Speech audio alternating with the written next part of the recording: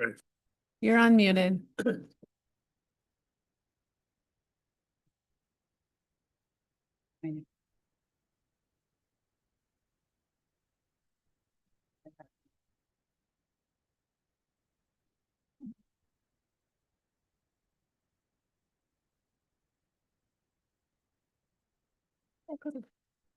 Yes, he reviewed it for 3 times. Probably not. You're more worried about the substance.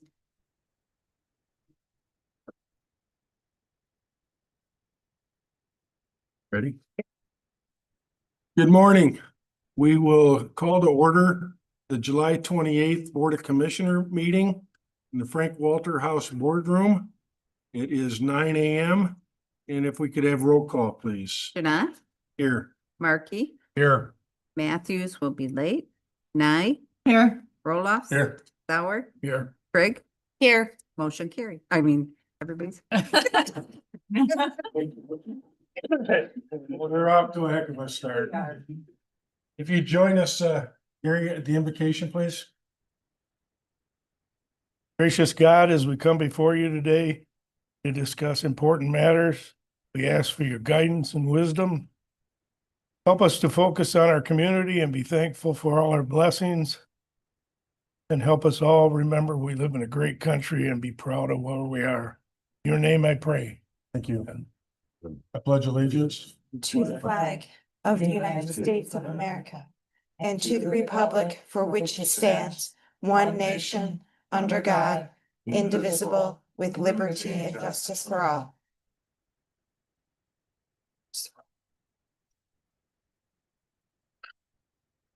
So you had the agenda in advance of the meeting. There's a couple of things I want to point out. The sheriff has withdrawn the presentation, at least for this meeting, regarding the MPS Ranger and Civilian Saving Award, Where would you like that to be on our agenda? where it's being stricken. Is that item 1, 2, A, B, C, D? It's under presentations, as I said, Got it. and under new business, letter F Thank you. will be stricken also. Is there any other comments or questions? I'd make a motion to approve as presented or with the changes. Our support. Gary? Okay, there's no other comments. All those in favor signify by saying aye. Opposed, same sign. All right, we have 3 sets of minutes. The first one's from July 13th, a special meeting minute. You had those in advance. Is there any comments, additions, questions? If not, I'd entertain a motion to approve. Trigg moves to approve the special minutes from 7/13. 9 seconds. Additional comments? Hearing none, all those in favor signify by saying aye. Aye. Opposed, same sign. The minutes from July 14th of our regular meeting. And I had gotten a phone message regarding a couple corrections on there, and I have made them. They appear in the minutes that you should have in your packet. One of the words were under the county administrators. I had put when, and it should have been when. And then we struck part under the drain commissioner. We removed the last line where it goes, the Benzie County Commission designated authority. We struck that and put in Craig Dixon. I noticed one more thing. Our break and reconvene time are the same. They're both Okay. 10:40. Okay, well, I will. I know we're quick, but. I told you you had 30 seconds. Any other comments or questions? If not, we'd entertain a motion with those changes. Don't Mark, be you shy. admonish that motion that we accept the meeting minutes from July 14th, the noted changes. Thank you, Tim. Matthew Sports. Thank you. There's no other comments. All those in favor signify by saying aye. Aye. Opposed, same sign. And then you have the minutes of the special meeting on July 21st. Nye moves to accept the July 21st minutes as presented. Trigg. Aye. Trigg seconds. Thank you. Comments or questions? Hearing none, all those in favor signify by saying aye. Aye. Any opposed, same sign. All right, it is 9:04, and let's move to the first public comment. Is there anybody from the public that would like to address the commissioners? Hey, Lisa, if Morning, you would state your name and address, please. Lisa Vogler, 7129 Deadstream Road. I was struck this morning when I grabbed this clipboard to bring it. It says Maples petition on the back of it. So that made me reflect about the last time I was here, probably in front of the Board of Commissioners, just about every meeting when we were trying to manage that crisis on the part of the voters and taxpayers in Benzie County. But in my opinion, we have an equally concerning problem going on in Benzie County at this time. And my position is that when one cog in the wheel of government fails us, it impugns all other government, whether local or county or village or township entities. So it breeds a lack of trustworthiness. It questions credibility and impartiality. And so when that happens, and an elected official is not held accountable for their actions, that elected official doesn't perform their job, combined with those taxpayers and voters who question trustworthiness, credibility, impartiality, it brings us to comments being made by those voters and taxpayers of, well, nothing's ever going to change. Or I guess there's nothing we can do as voters and taxpayers. And that erodes our democracy. That brings into question, do we recognize as taxpayers and voters that the Constitution of these United States and the state of Michigan not only gives avenues for relief to taxpayers and voters, but invites it? Our system of government is set up to question our elected officials every day. And if apathy overtakes, we have no democracy left. So the function of the prosecutor's office outside that door is to protect all of us. It's to investigate things that are brought to their attention that are potential crimes with the sheriff's department. If a crime has been committed, they charge for the crime competently and accurately, and then they seek a conviction. And if that process fails, then all that it does to those whose actions were brought into question, I would request just a little more time. Give you about 30 seconds. Okay. Well, let me read, if I may, an email that I got on July 21st, 2026, that talks about the interest of justice and the unilateral decision of the interest of justice and public interest by the Office of the Prosecutor. The criminal justice system is set up in this country to allow one body of taxpayers and voters, namely a jury, to decide what's in our public interest, to make that decision as a group on behalf of all of us, not a unilateral decision made by an elected public official. So I want to suggest to you that the next steps that those of us who are concerned about Benzonia Township and this issue will be to go to state and federal authorities and procedures and laws available through state and federal authorities. I'm sorry, I should have made a request to ask for more time because I do have more to say, and unfortunately I can't stay till the second public comment. We need to be fair to all presenters, so Understood. Thank you for your time. yeah, I appreciate your engagement. Anybody who would like further comment or to discuss it, I'm very accessible. Thank you. Any other comments from the public? If not, we will close public comment and go to elected officials.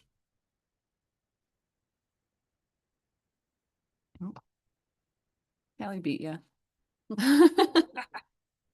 Morning, Kelly Long, County Treasurer. Little update in the treasurer's office. All right, so taxes are out, people are paying them. That's going good. Board of reviews are coming in. Those are done last week. Treasurer's office is working on those. We are slowing down. It's that time of year for us to slow down a little bit, but we're doing well and moving forward. Let's see, BSNA upgrade is happening here in about 3 weeks. August 19th is the day at 1 o'clock where we'll be shut down. Just a reminder to those offices, probably treasurer's office, admin, equalization. We're going to put up some notices to let people know that we're not going to be available for those 2.5 days. We're not going to have any systems to look up taxes, to help anybody with payments. It's unfortunate, but that's what's going to happen with this changeover. We'll be back up and running by August 24th. We will have BSNA people here the week of the 17th, 18th, 19th, helping us understand how iCloud's going to work, showing us the basics. And then, of course, they'll be back for the next 2 to 3 weeks to help train us. So that's just an update on where we're at with that. I did foreclose on 4 properties this year. Our auction is August 27th, which is at tax-sale.info if anybody's interested. It's a website supported by Title Check, our middleman that helps us out with these things. There will only be 3 properties being auctioned. The 4th one, the land bank did pick up and purchase for SCV ×2. That's the one out on Clay Road in Elmira Township. We're going to work on cleaning that up. It's a pretty old cabin, probably not in the greatest shape. So we're going to go ahead and clean that property up and put it back on the market here probably next spring. That's all I've got for treasurer's office right now. Are there any questions? When are you doing the BSNA upgrade? August 19th is when they're going to do the final poll. So we'll be down for 2.5 days. August 24th at 9 o'clock. We should be able to get back up and running. They are going to, like I said, they're going to train us for a few days a week before, give us the basics, show us a few things. So on Monday, we can get in there, and when calls start coming in after being down for a couple of days, we hopefully be able to help everybody. I Did do. have one. I'll come back to you. It was brought up at Joyfield. They would prefer a bill for the public safety funds that you guys requested. They pay.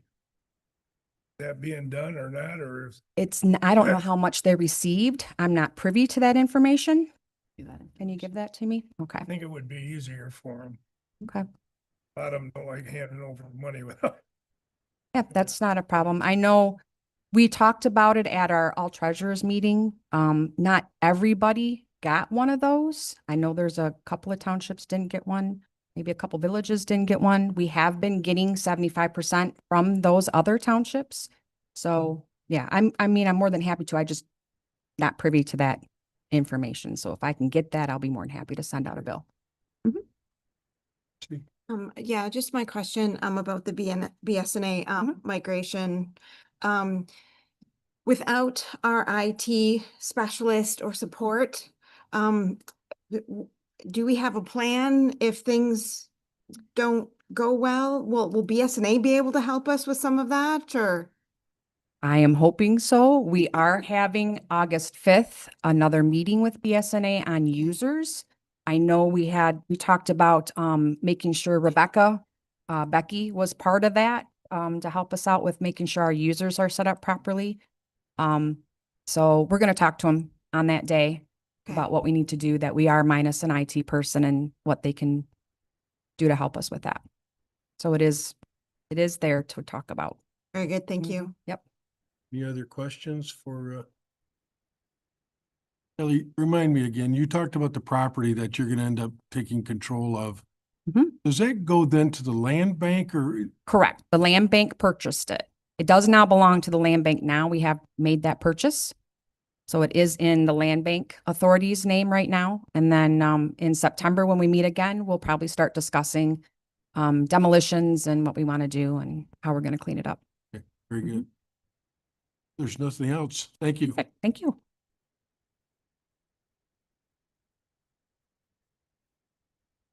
Good morning. So the building department's been busy. We've had 230 permits, for the first half of the year. For the first quarter, we had 168. That compares to Can I 137. stop you just for the benefit of the public? Could you introduce yourself? Nick Keck, building official. Thank you. So first quarter last year, we had 137. This year we're at 168. For the first half last year, we were at 187, and this year we're at 230. So that's a significant increase. Breakdown. There's a variety. New residents with 66 homes, so that's fairly good. 29 remodels, 32 accessories. 5 commercial buildings new, 4 commercial alterations, 3 commercial accessories, and then 29 between solar panels, cell tower demos, foundations. It doesn't look like there were any signs this time. You said how many new builds? 66. Anything else you want to add? We'll also be affected by the BSNA upgrade, so our office will be down. We'll be trying to take some inspections, the old hand and writing paper down till we get the new system up to upload them into the BSNA, but we'll work through it. So Nick, your office had provided us in advance a full report. So I'd ask the commissioners, is there any questions for Nick? You're getting off easy. All right. Thank you. Thanks for being here. You bet.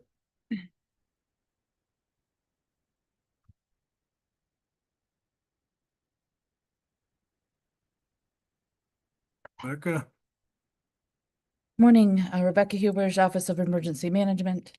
Guess the reason that they say Becky BSNA, and you probably wonder why would the emergency manager? After Mary D, before there was IT, Beck and Michael, Becky did a lot of things on the IT realm, and so she's kind of the go-to person, so, sometime. And backup. There has to be a separation of duties in the system. So because Kelly and I manage the general ledger and those others, we can't be the enterprise user because they have too much power in the system. So Rebecca's has that power.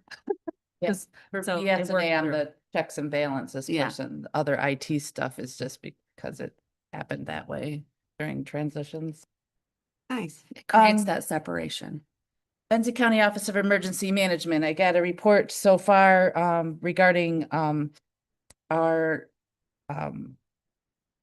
disaster declaration and what the county has been asking for. Request for public assistance, again, there was only 2 entities. The Betsy Valley Trail rolled over into the Village of Beulah because the damage was there, and the Betsy Valley Trail had a small amount, so we kind of incorporated that. So the Village of Beulah and the Township of Benzonia are, I think, it looks like they're in the process where they should be. I know there was some outreach again to the Township of Benzonia to know that they were following through.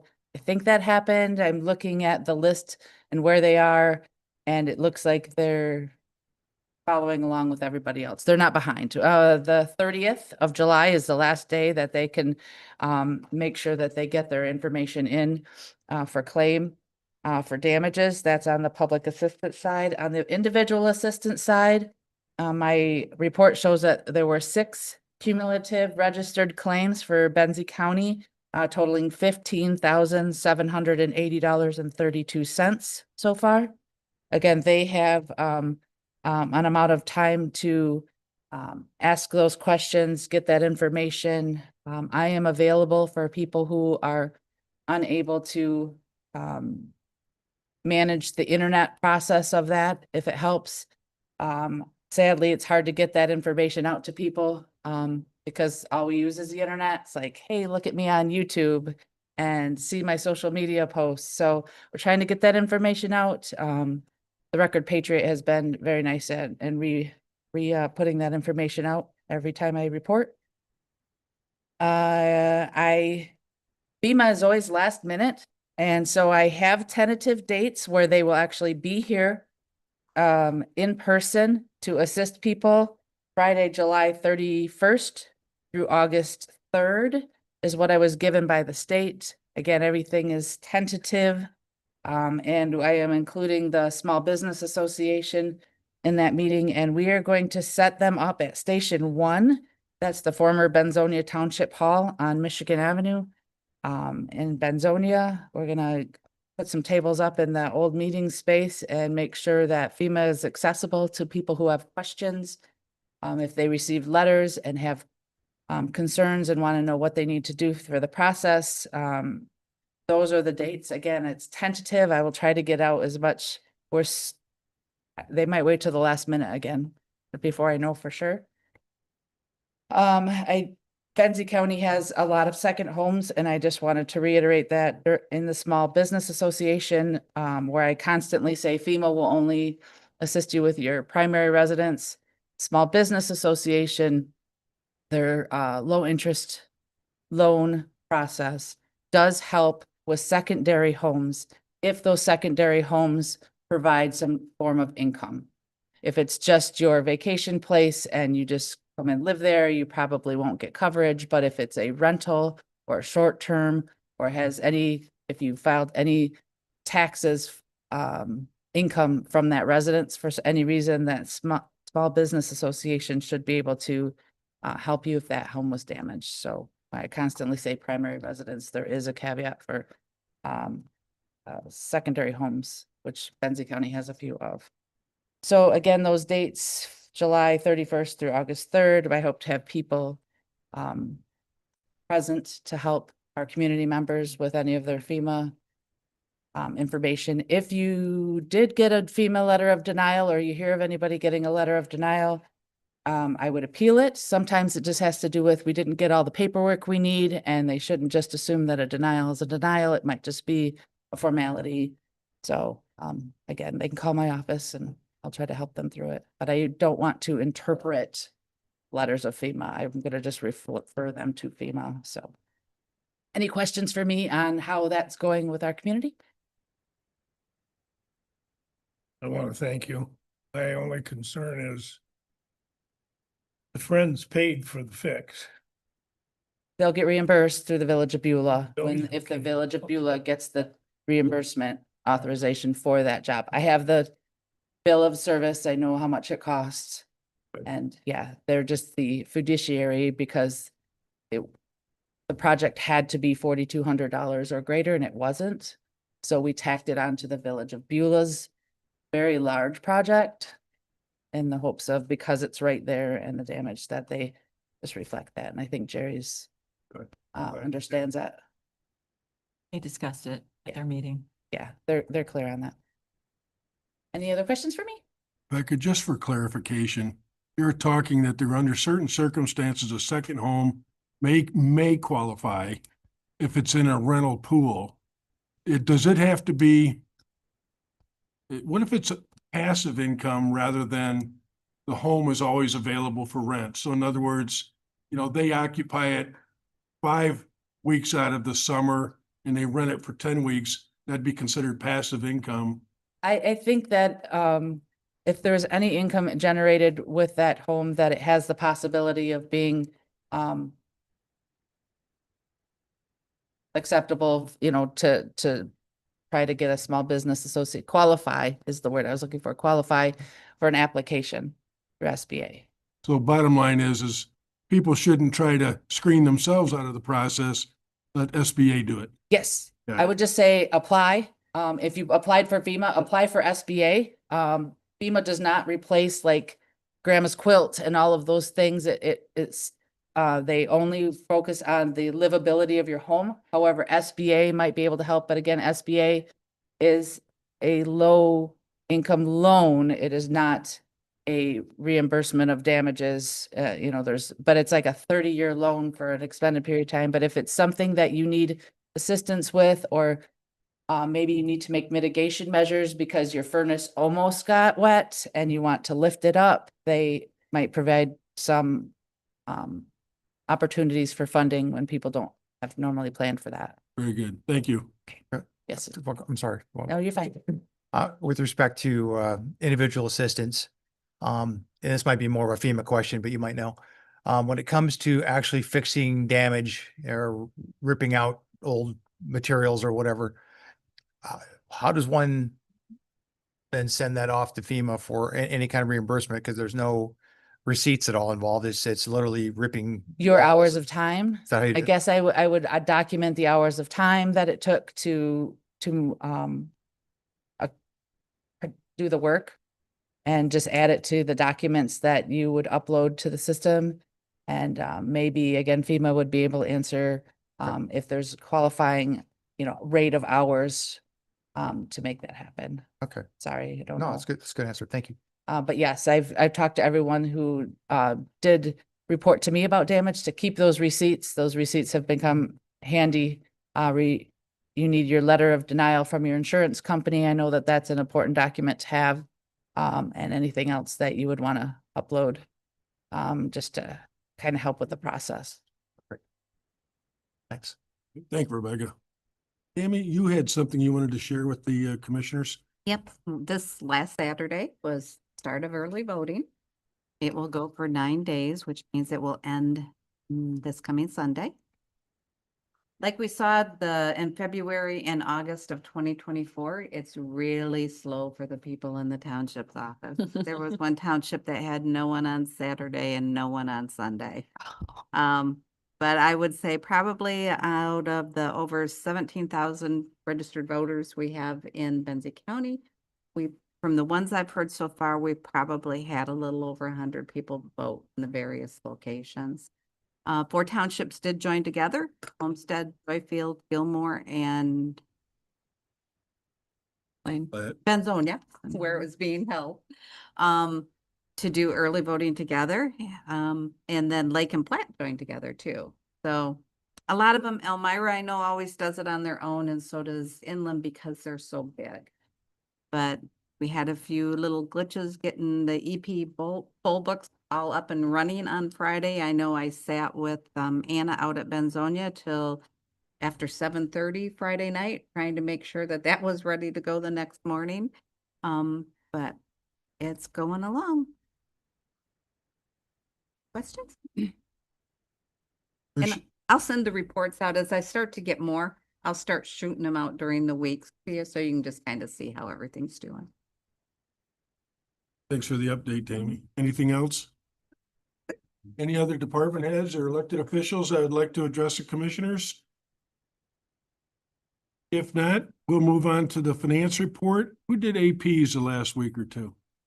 I did 1 week. I think I did the other week. Thank you. I'd entertain a motion if there's no comments on the approval of the bills. I moves to pay the bills in the amount of $276,694.72. Mark, you will support. Any comments? If not, roll call, please. Markey, Yes. Matthews? Yes. Nye, Yes. Roloffs? Yes. Sauer? Yes. Craig? Yes. Janat? Yes. Motion carried. Very good. Jennifer? You provided us your report in advance. Thank you. Welcome. I'm always glad to follow the rules, so. All right. When did that start? I'm sorry. Yes. Driver, do you want me to drive? I can. You'd identify yourself for the public, please? Yeah. Oh, sorry. Somehow it migrated up. I think I accidentally. Maybe I should be in charge. Uh-oh. Didn't get in charge.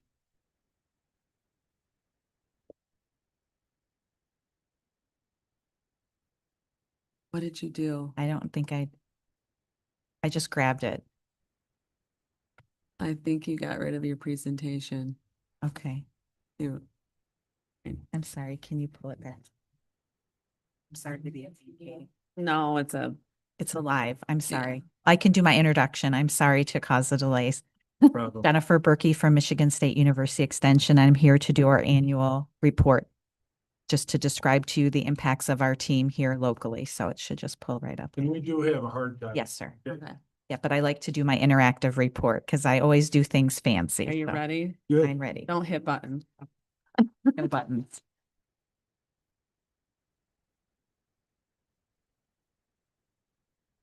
I'll eventually have to hit a button. How about I hit the right button this time? There you go. So again, just a reminder about the purpose of my time today is really just, like I said, to summarize the impacts of our local team effort that extends beyond the staff that are housed here in the Benzie County office. And again, just a quick organizational expectation is what we do for the university is we are the land grants arm of the university, and we bring the knowledge repository of the university directly to the people. Our mission as MSU Extension staff is to bring it to them by county, so by residents. So we come to the different counties, recognizing that not everyone has the chance to attend university in East Lansing. And so that's our mission as an organization. We're primarily funded by state, federal, county through our partnership with local counties, as well as grant dollars being our current largest source of funding as an organization. For every dollar that's invested in our organization, it yields at least $6 in programs and other grants and services. So again, this is just kind of the cover page, if you will, from the report that you have.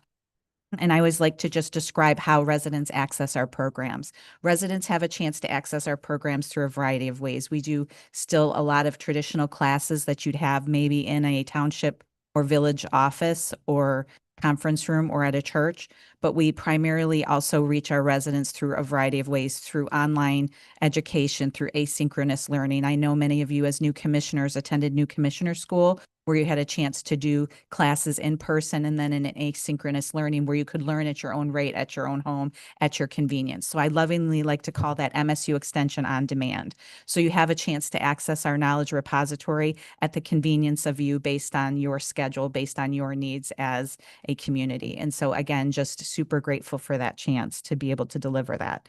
We had 161 unique programs accessed by your residents of Benzie County, which means that's the equivalent of like a program being done every other day in a building like this. So that's a nice kind of smattering of unique programs that they accessed. We reached 1,356 folks through direct programming. That would be classes that we collected demographics on. It's not the individuals that are maybe listening to our videos, reading an online fact sheet, or attending some sort of kind of health fair, if you will.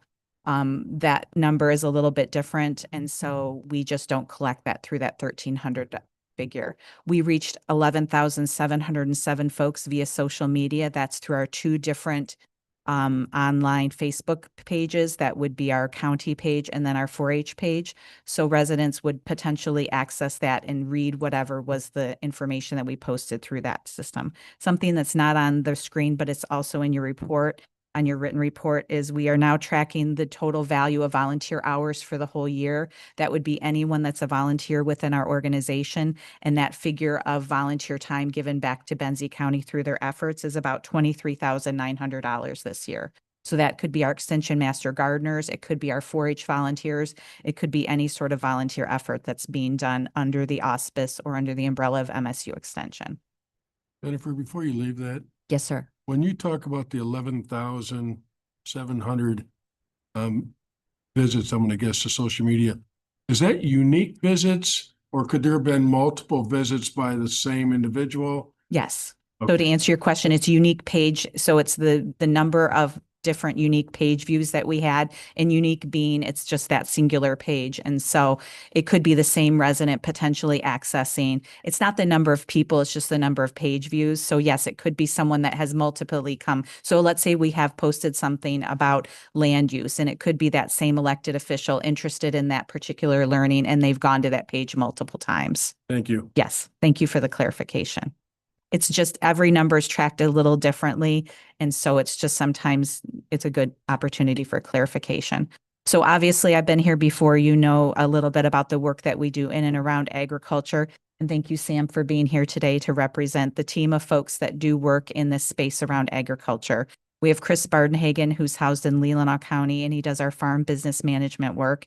Dr. Remington Rice, who's housed here in Benzie, and he does our farm stress ed. I know I shouldn't say this, but You're unmuted. A t-shirt made. That's muted. being spoofed. Yeah, I'm a little confused. By that. Oh, I think you did mute us this time. it was muted the whole time.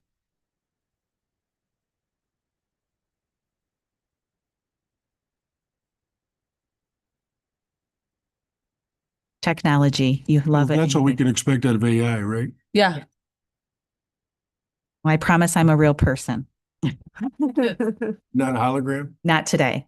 If I could do that, I would be somewhere else also doing something else. It would be duplication to kind of be more efficient. So, and then we also have Dr. Nikki Rothwell, who's housed at the research station out in Leelanau County. Again, her primary focus is apples and tart cherry research. And then Sam is here and she represents our agribility efforts that I'll describe into you a little bit later.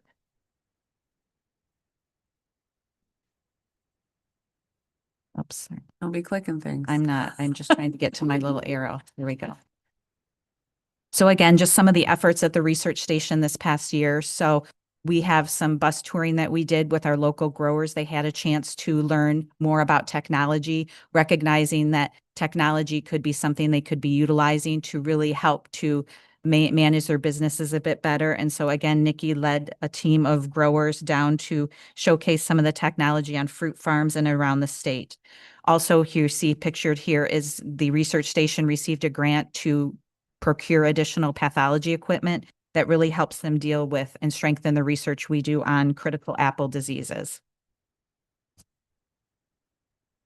And then you'll see Nikki here featured. She was honored to be the National Cherry Festival Industry Person of the Year last year, which is deeply, it's the highest honor you can get in the cherry industry.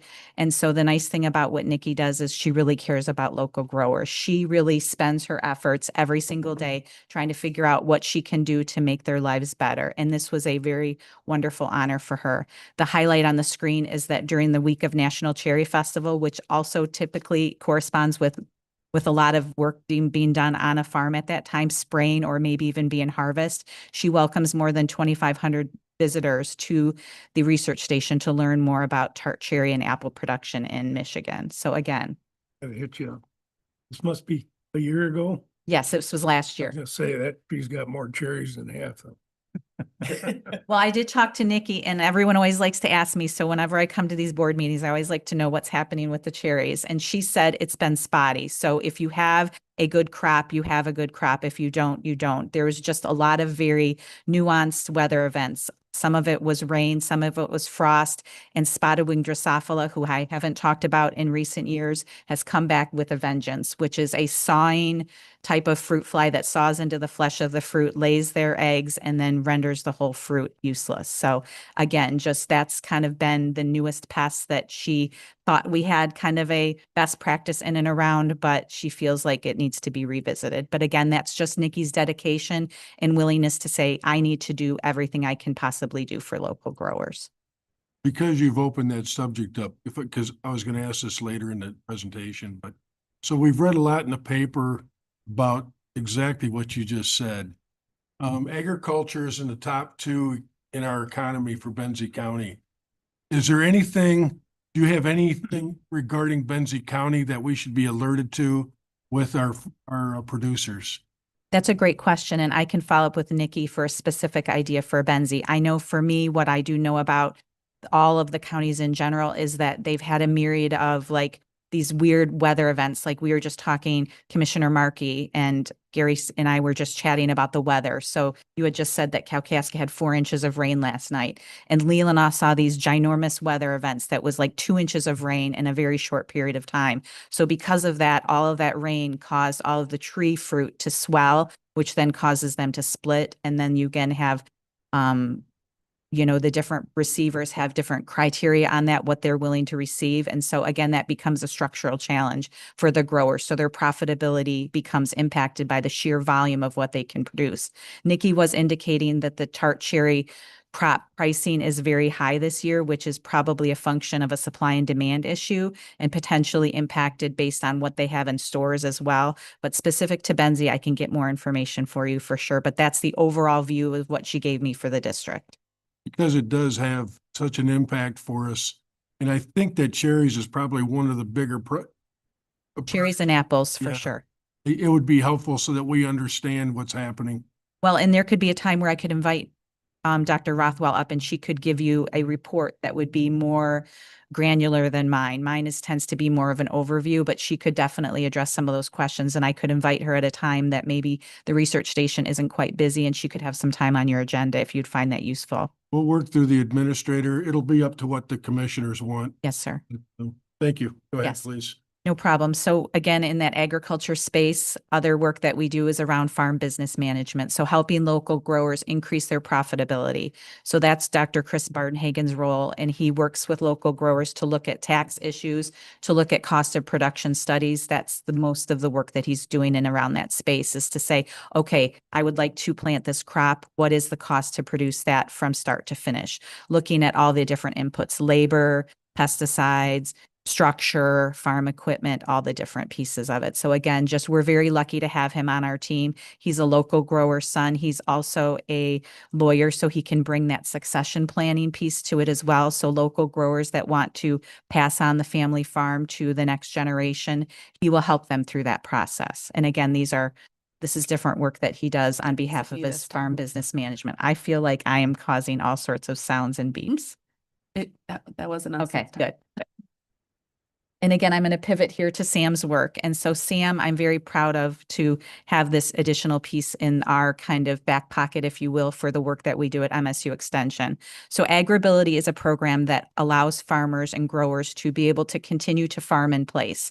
When you think about that, as we all age, and I mean, I'm the first one to say, okay, my body isn't working as well as it used to maybe in my 20s. So what is it that growers need to have support and to be able to continue to farm? Most growers that we work with, this is their passion, this is their livelihood, this is their whole being. So what can we do to allow them to still farm in place and maintain that livelihood? And Sam, with her expertise and her team that she has beside her, helps them by providing adaptive equipment. It might be a different way to access something that's up high. It might be a different way to get into their tractor. It might be a different way to kind of close different gates and such. So it could be a variety of accessibility, and these grants and these accessibility options are provided through grants. And the nice thing about it is that she has a lot of very smart people on her team that also create these and invent these different types of adaptations. So again, just a wonderful resource that we have right here in Benzie County to help our local growers adapt and continue to farm in place. And Jennifer, I hate to keep stopping you. No, but that's okay. all of this, to me, I'm deeply involved in economic development. Yes. And when I think about these things and the impact to our community, you talk about the farmers and aging in place.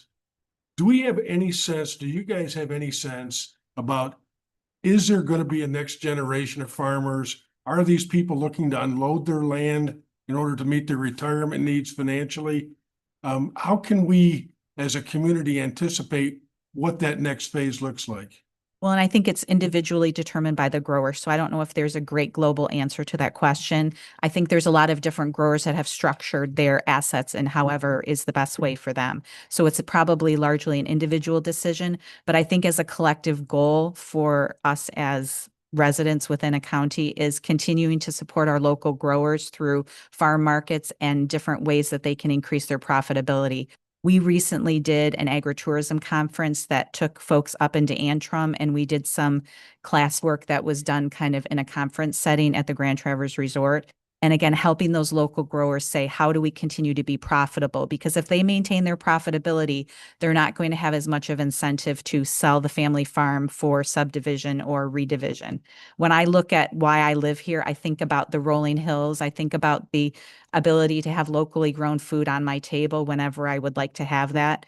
And so for me, I think about all those reasons why I live here. And that's, I think, why people choose to live in the beautiful place that we live in. So what can we do to support our local growers to remain profitable is, I think, our functional question as a community, so that they can make that decision to say, yes, we want to pass on the family farm.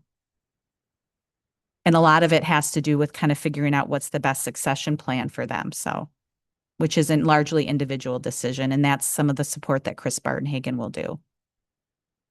So that's a good segue, because our local growers do experience stress. So up on the screen, you see our work that we do in and around farm stress. So Dr. Remy Rice, he works with local growers to help them figure out different ways to manage their stress. That could be counseling, that could be classes. So again, what is it that we can do to help them manage their stress so that they can kind of be in a healthier space? And so we couple that with our farm business management work so that, again, if it's a financial pressure, then we couple it with that different way that you can look at your finances and combine that with farm stress to make them be safe and healthy. So some of the work that we do is around our viticulture work. And I know last year we've hosted over 1,200 participants in our MSU Extension viticulture programs in 2025, including our Dirt to Glass program that we did in Traverse City last August. They did a bunch of work in and around pruning, and I know that pruning is a very important part of viticulture.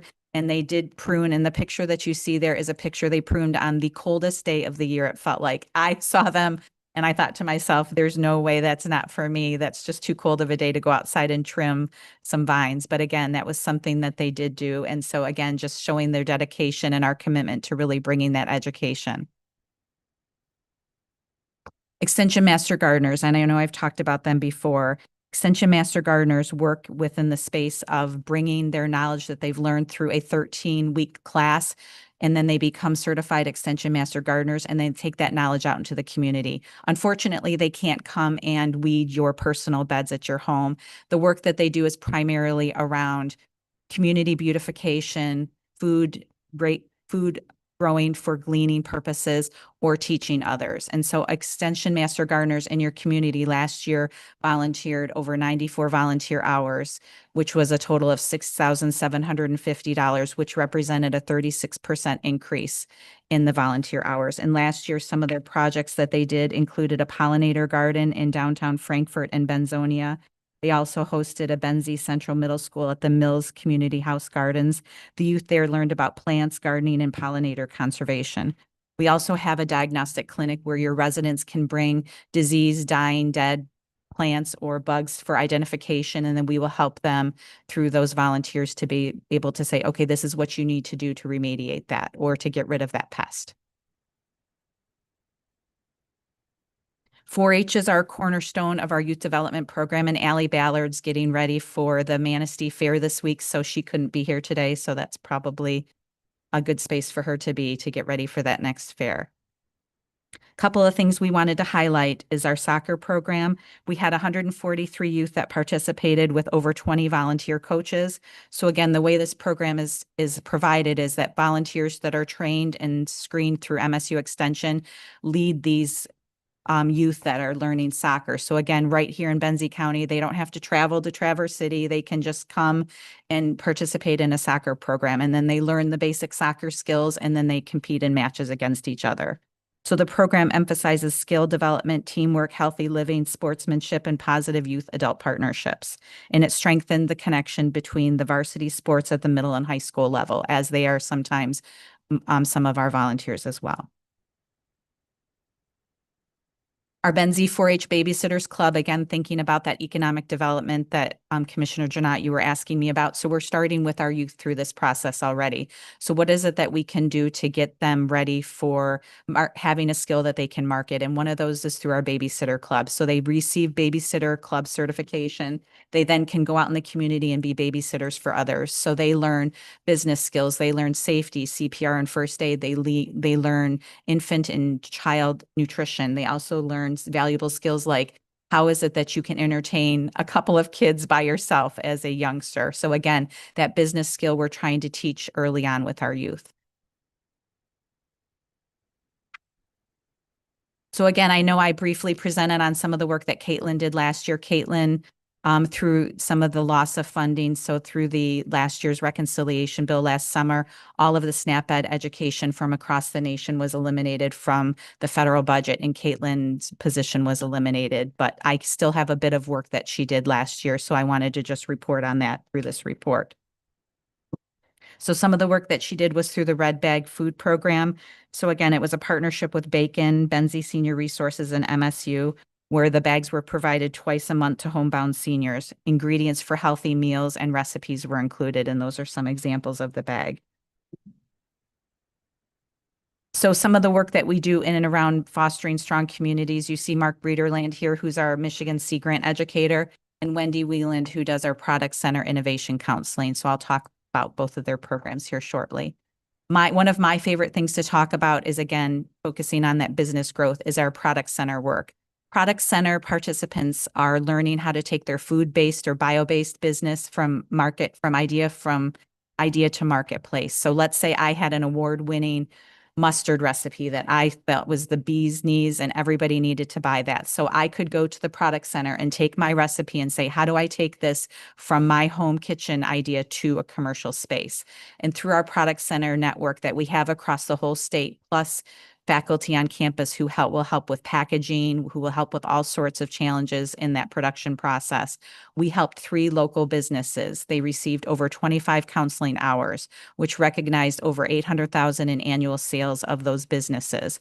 There were 16 total employees that were part of those 3 businesses, which also represented 5,000 in capital formation. So Wendy Wieland does that work. She's housed in Emmett County, but she has responsibilities in my district. So again, these are folks that access this service. It can be Wendy that can do it, or they could be someone across the rest of the state. Could be someone in the UP that has that expertise as to what that Product Center counseling business needs. So that's another tool in our toolbox of providing residents the expertise they need from across the state. So within good governance, again, Mary Riley, who's housed in Manistee County, worked with your local municipalities, specifically on a couple of classes that I'll just reference my notes here. Benzie Shores District Library in Frankfort hosted a series on civil discourse and governmental topics. She additionally did an introduction to planning and zoning and a session on Open Meetings Act. Townships in Benzie also worked together to teach planning commissioner rules and responsibilities at the Thompsonville Fire Hall. 20 planning officials attended that 2-hour training she did last March.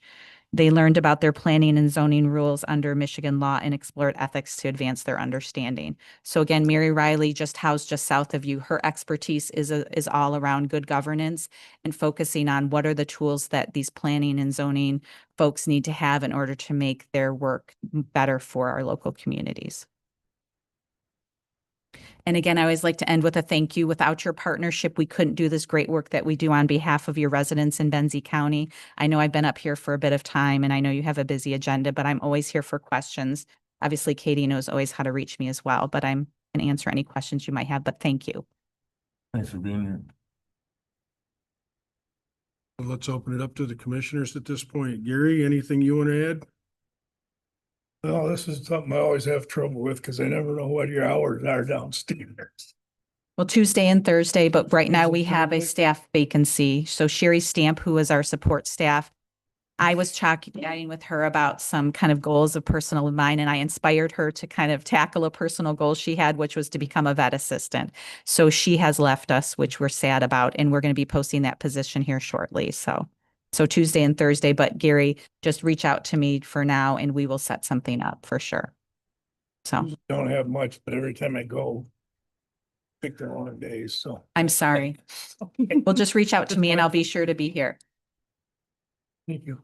Any other questions? I just echo what Art says. I'd really like to know Benzie specific, issues that, and stats with respect to our produce here. So if that is available in the future, I'd appreciate it. Well, everything you saw on that very first slide and on this is Benzie County stats, but you're specifically wondering more about the local growers, like Yes. what are their greatest needs? I will definitely follow up if that's something that the board feels strongly about. When Nikki has some time, she is 100% smarter than me, and she is the smartest gal I know in agriculture. And I honestly say that. And so for me, I think you'd all find that to be greatly beneficial. Other comments or questions? Just one other from me. Yes. So we focused a lot about the producers or the growers. What are we doing, if anything, for people that are in agribusiness? So when you define agribusiness, are you talking like more of like maybe like the individuals that would be selling, fertilizer, kind of the businesses that support local agriculture, just to make sure I understand the question? Well, that would be part of it, but I was also thinking like the Gracelands and the Smeltzers. You have, what is that out there? The winery out Yes. of a 669 area. So in most cases, those are also growers as well. So they would still have that same access to our level of program, same from that business standpoint as well. So we, through the farm business educator, Chris Bardenhagen, I mean, they would have access to that same bundle of services, and maybe farm stress is something that they're experiencing as well. So again, all those different pieces they can tackle, as well as same with the work in and around the product center. So let's say someone at Graceland wanted to pilot a new project or a new food item, they could access that through the different systems at product center as well. So they would have access to the same suite and bundle of programs. So it's not just about the producers or growers, it's anybody involved in agriculture. Yes. Like Food for Thought as an example, I think they're still in Benzie County, maybe not. I thought they were over at the Long Lake. Kinloch County now. I thought they were at Long Lake with over at Chip Hoagland's site, You're right, they are, but the old school. Okay, thank you. well, thank you again. And my door is always open. So if you need to reach me, let me know, but thank you.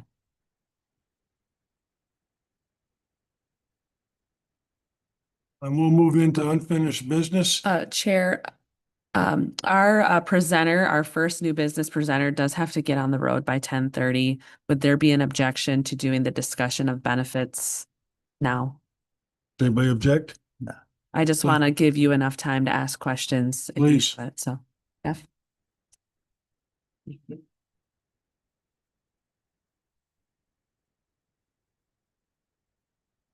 Good morning. Thank you. I appreciate the opportunity to jump up here. So my name is Jeff Nielsen. I am with Gallagher Benefit Services. I am the insurance agent. Gallagher is the insurance agent for Benzie County. It was a pleasure to wake up on a beautiful morning here this morning and to be here to talk about your renewal. So I will be brief in talking about what the employee benefits look like for 2027. Please, if you have any questions, I'd love to entertain those to talk about what we have for you this morning.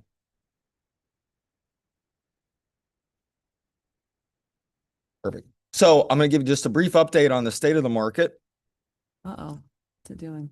On what we're seeing, trends to watch for in 2026 and 2027 going forward. So unfortunate news is that healthcare costs are going to continue to rise. They're on a pretty good click right now, and we anticipate that continuing because of a variety of factors.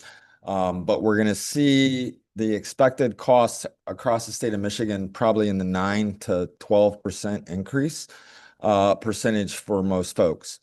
We're thinking about pharmacy. We watch every day on TV and we see lots of commercials about all the great drugs that can help us feel better. That's driving our costs up. And so one of the things I think is going to happen in the public sector is that we're going to start to see changes. The public sector has been really good about keeping benefits intact and being really good to your employees. I'm hopeful that we'll be able to continue that, but I think some of the reality of the cost pressures and your budgets are going to start to force county governments across the state of Michigan to think a little bit differently about how they deliver employee benefits, and we'll see how that comes. One of the things we're going to focus on is kind of a back to fundamentals. So reminding folks, get your primary care, get your preventive services, manage your chronic conditions. Those are ways kind of going back to the fundamentals that we can improve our healthcare. Went too fast. We're gonna we're gonna improve vendor accountability. So one of the things we do is keep all your vendors honest. I heard a mention about artificial intelligence earlier. That is coming to the healthcare field as well, and so we're going to continue to see that being employed to help members better access their care, to help providers do a better job of identifying and providing quality care to employees. So just some of the things we're going to see that are going to happen as we move forward. So let's talk about your renewals. The good news is there's not a lot of activity in your renewals. There were 2 policies that had an increase to cost this year. The first and the primary one is your Priority Health Medical. So you're going to see a 7.5% increase to your rates. That's actually pretty good and fairly favorable compared to what we were anticipating and what we're seeing with a lot of our other clients, both in the public as well as the commercial sectors across the state of Michigan. The other one that had a slight change, a small increase, was your EAP program with All One Health. That change came into place on April 1st. The Priority Health increase will be effective on October 1st, your renewal date. All your other benefits that you provide to your employees are all on a rate hold. So your dental with Delta Dental, iMed Vision, your standard programs, which is your life and disability programs, as well as your voluntary plans, those are all on a rate lock until at least 2027, if not further down the road. So that's fairly good news for you in terms of what the impact is going to be. So let's talk about the medical plan renewal in just a little bit of detail. I've got up here the plan design, no changes. So you're going to offer the same two plans. You have an HMO health savings account plan. The only change there is going to be the deductible changes, and that's by federal law. So we're at $1,650 for a single, $3,300 for a family. That's the deductible that folks pay today. That goes up by law to $1,700 and $3,400 respectively when the plan renews on October 1st. Other than that, benefits are remaining unchanged with Priority Health. The difference is in, again, your 7.5% rate increase, and that results in an approximate $88,000 increase in premium that you'll pay for your 92 covered employees under the plan for the next plan year. The county today currently opts out of PA 152, the hard cap rules. And so you'll need to do that if you intend to do that again for the coming year. You'll have another resolution that will allow you to opt out. And that allows you to set your own contributions and to have your own unique strategy, which I think has worked well for the county. You'll see just kind of an analysis. If the county was to move to the hard cap, we are anticipating a 3% increase in next year's hard cap amount. And we factored it in here. If you were to move to the hard cap, you would not be able to fund your HSAs at the same level you do today. So today you fund the employee HSA, the county contributes about $135,000. If you moved from opting out to the hard cap, that amount would drop to just over $92,000. And that's because of the parameters of applying the plan cost against the hard cap amounts. You would have less balance, if you will, to be able to fund those amounts. But you can continue to do what you're doing from an employer strategy perspective, continue to provide that $925 annually for a single and $1,850 for a family. Okay. Any questions about any of that? One other thing I want to point out is that you've got a couple of unique cases where you've got a few employees who are over the age of 65. They are not allowed to contribute. Once you become Medicare eligible, you're not allowed to contribute to a health savings account anymore. And the county's not allowed to contribute on their behalf. You can still spend any money that you have in that HSA. So don't worry if you've got one, you're like, oh my gosh, what am I going to do with it? That's still your money to spend on healthcare. What the county has done in the past is instead of contributing to the health savings account, they've contributed to a flexible savings account or FSA. And looking at it, there are some potential cases where they have contributed the full $925 and $1,850 to equal what you're giving somebody if they were going to be in the HSA. Those amounts may be too high. And so we're going to take a look at that with Katie and Leslie, and a potential adjustment down to the level that will keep you compliant with the IRS may be pending. So just want to make you aware of that. You may hear more about that from the team, or you may hear that from one of your 65 or older retirees wondering why they're going to have a smaller adjustment. But we want to make sure the county remains compliant with the Internal Revenue Service. Just a couple of questions on some things you said. Now work backwards. Yes, sir. Admittedly, this is more personal than for the benefit of others. But we were told last year that the county couldn't contribute to the FSA. That's not true. We'll talk about that offline then. That Right. was specific to those who are on Medicare and not on the county's plan, as you'll recall. I see. That's the Yeah. difference. Yeah. Sorry that I didn't clarify that. I'm talking about those over 65 employees who are still On the active plan. on your Okay. healthcare. That's an important component. Yes. Yeah. Okay. Thank you for Very important. clarifying for me. Mr. I'm curious, you said that the deductibles are increasing for the employees by law. I don't get that. How does a law, help me understand that?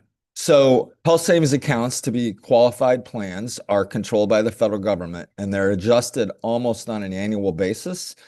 the minimum deductible amounts increase in order for that plan to be a qualified plan and allow you to use the health savings account in conjunction with it. So almost every year they've gone up, typically by $50 on a single and $100 on the family over the past number of years that I can recall. But that's outside of our control. It is outside of your control if you want the plan to remain compliant and you want to be able to continue to offer the health savings account, which I would absolutely encourage because it's a fantastic tax savings vehicle for your employees to save their money to pay for healthcare. And Katie, are we gonna have to take action regarding the level that we're contributing to HSA? Yeah, we'll do that as part of the budgeting process. Yes. Thank you, guys. Go ahead. Great questions. Thank you. I appreciate it.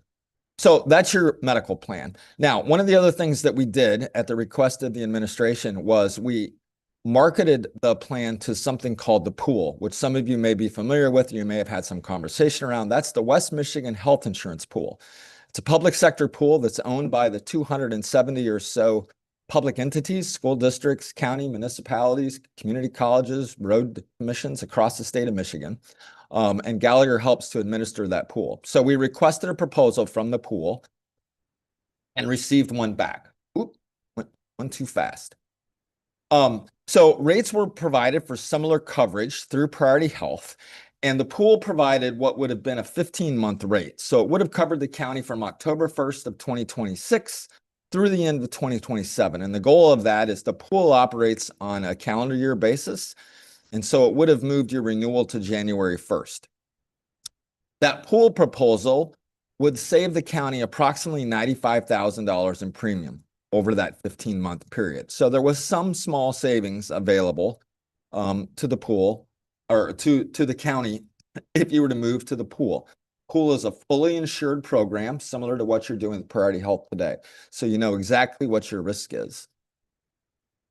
One of the things about the pool is that they reset their plan year, their deductibles on an annual basis on January 1st. And so what would happen for employees is that on October 1st, they would start fresh with a $1,700 or $3,400 deductible.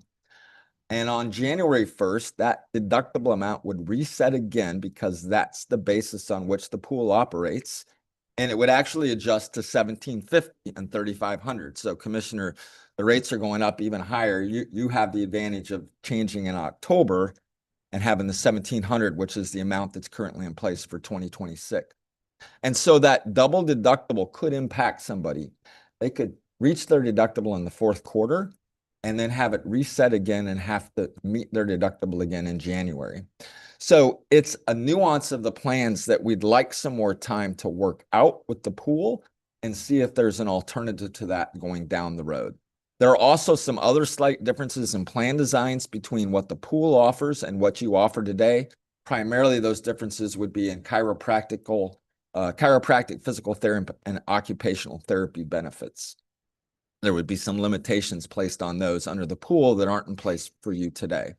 So given those two things, limited savings really for this upcoming year and the complexity of the transition and the potential impact on membership, we'd suggest that we continue to explore the pool opportunity earlier in the coming year to have more time to plan that out and then effectively communicate to your employees, which is really important. Here's what's coming. Here are the potential changes. Here's how that deductible might work if we're able to work that out. That would be more favorable to employees moving forward. But we did go out and look at that. So our recommendation would be to accept the 7.5% increase from Priority Health. Again, fairly reasonable, favorable increase to the county for the coming year. And that will take you through September of 2027. Any questions about the pool? I guess I'm the one that's confused. Is the pool the same thing as being self-insured? No. But with a full group of people, other groups? No. So the pool itself, the 270 members who are currently part of it, the pool operates as one big self-insured group. It has over 27,000 employees in it. Excuse me. And almost 70,000 members. it operates on a self-insured basis. And one of the reasons that the pool has been financially viable for all of those public entities in the state is that it has immense buying power, right? Think about buying as 27,000 person entity instead of as a 100-person entity here in Benzie County. So there's a lot of savings from an administrative cost perspective that's very helpful to the pool, as well as the risk that they take on. But for each individual member, it looks like a fully insured plan. So it's very important what the pool does. They looked at your experience from Priority Health over the last 2 years. They looked at the plan designs and they want to set the right insured rate because they want you coming into the pool at the right amount so that you're paying your unique fair share for your employees, the plan designs that you have in place, and their risk. And they've done that and been able to really maintain a very sustainable rate increases year over year because they're very good about making sure that everybody's, for the most part, everyone pays their fair share. As with everything, there's some years where somebody has a bad year and they might get a benefit because their expenses are higher than what they paid in. In alternate years, they may pay in more than their expenses. And over time, that evens out in the pool. But the nice thing for the county would be that you would have fully insured rates just like you have today. So you would know month to month exactly what you were going to pay. So the increase that's being proposed includes us being in this pool. The 7.5% does not. That is you continuing to be direct with Priority Health. So you're purchasing your healthcare still direct from Priority Healthcare, not becoming part of the West Michigan pool yet. Thank you. Any other questions around the pool? All right. I won't spend any time really on all these plans. They're in your packet. But again, you can see the rates. There were no increases to IMED. There were no increases to Delta Dental, which I think was the plan before. So no changes to plan design. You have 100 folks enrolled there. No changes to your IMED vision. No changes to all of your standard plans. So the county offers both life and accidental death and dismemberment plan to your employees. They have the option of voluntary coverage as well. You offer short-term disability and a long-term disability plan. All those are in here with just a summary of the rates for your benefit. One thing I also want to talk about real quickly is that you have a number of AFLAC plans. These are voluntary benefits your employees have the option of choosing. The county currently today offers 26 different plan options. It's a pretty broad list of plans. There are only 16 employees who are currently enrolled in one or more of those plans. And so we've recommended that we grandfather the members under their current plans, that we reduce the total number of plans offered to the most utilized plans. And we're taking a look at those. It'll help streamline enrollment. It'll make it less confusing for your members and what their options are. And it'll avoid duplication of plans that are also offered through the standards. So we're going through that process with the administration today.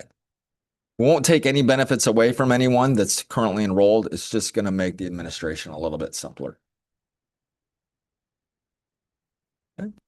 And just a real quick partnership update on some of the other things that we have going on. So we are working with a group called Stepping Stones Unlimited. Really, most of the work has already been completed, but it's to refine your benefit administration system, Employee Navigator.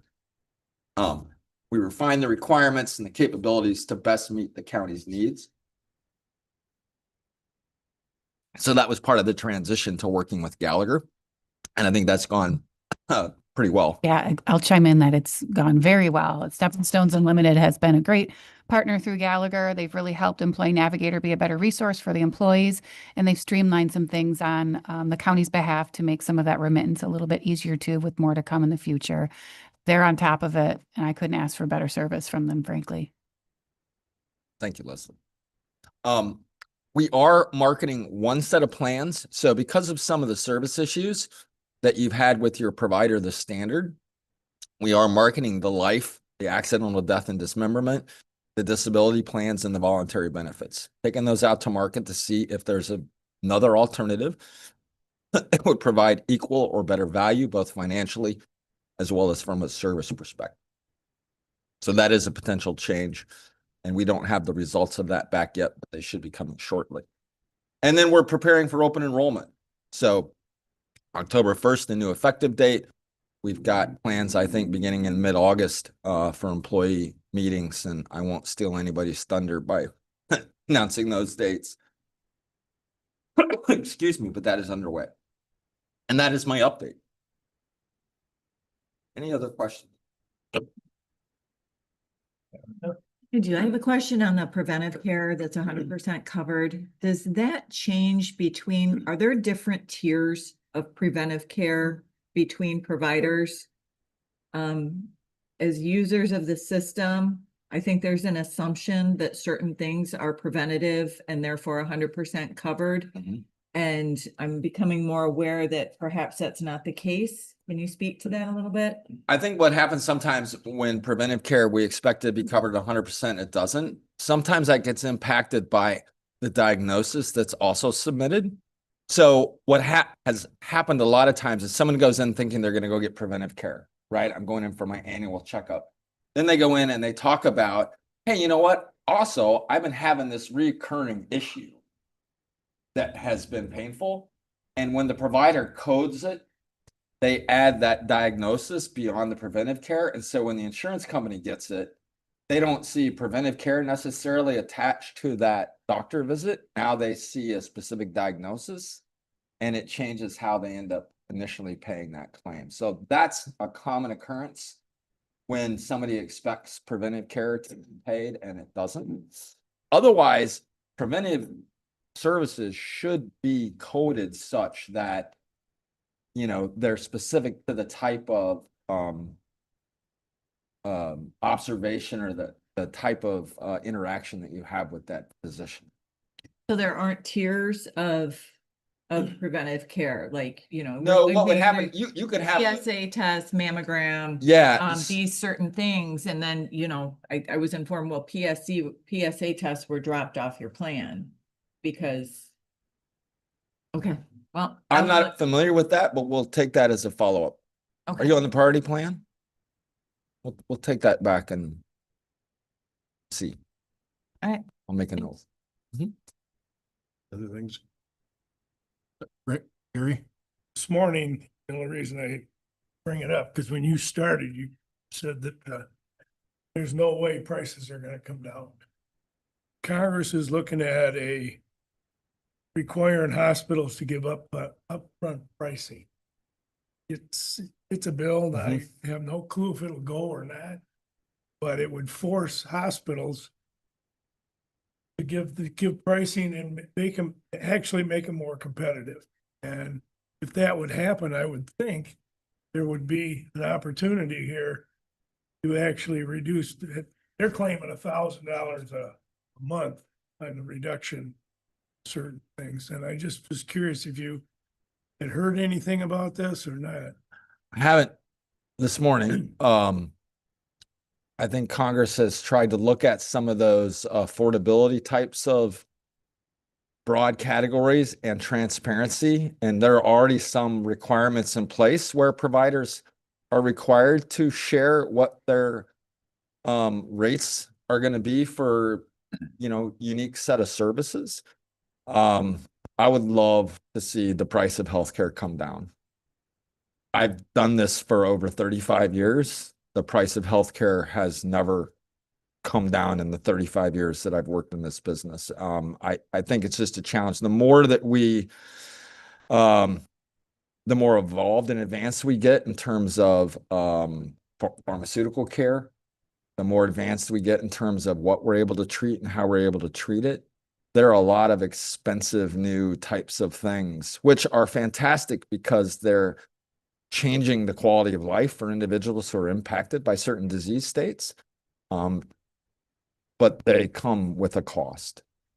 And I think that's part of the challenge. The other challenge that I will say that you have as an employer when it comes to the involvement of the federal government, the federal government controls cost in two particular largely expensive areas, which is Medicare and Medicaid, right? So they control how they reimburse your local hospital for those services and your local providers.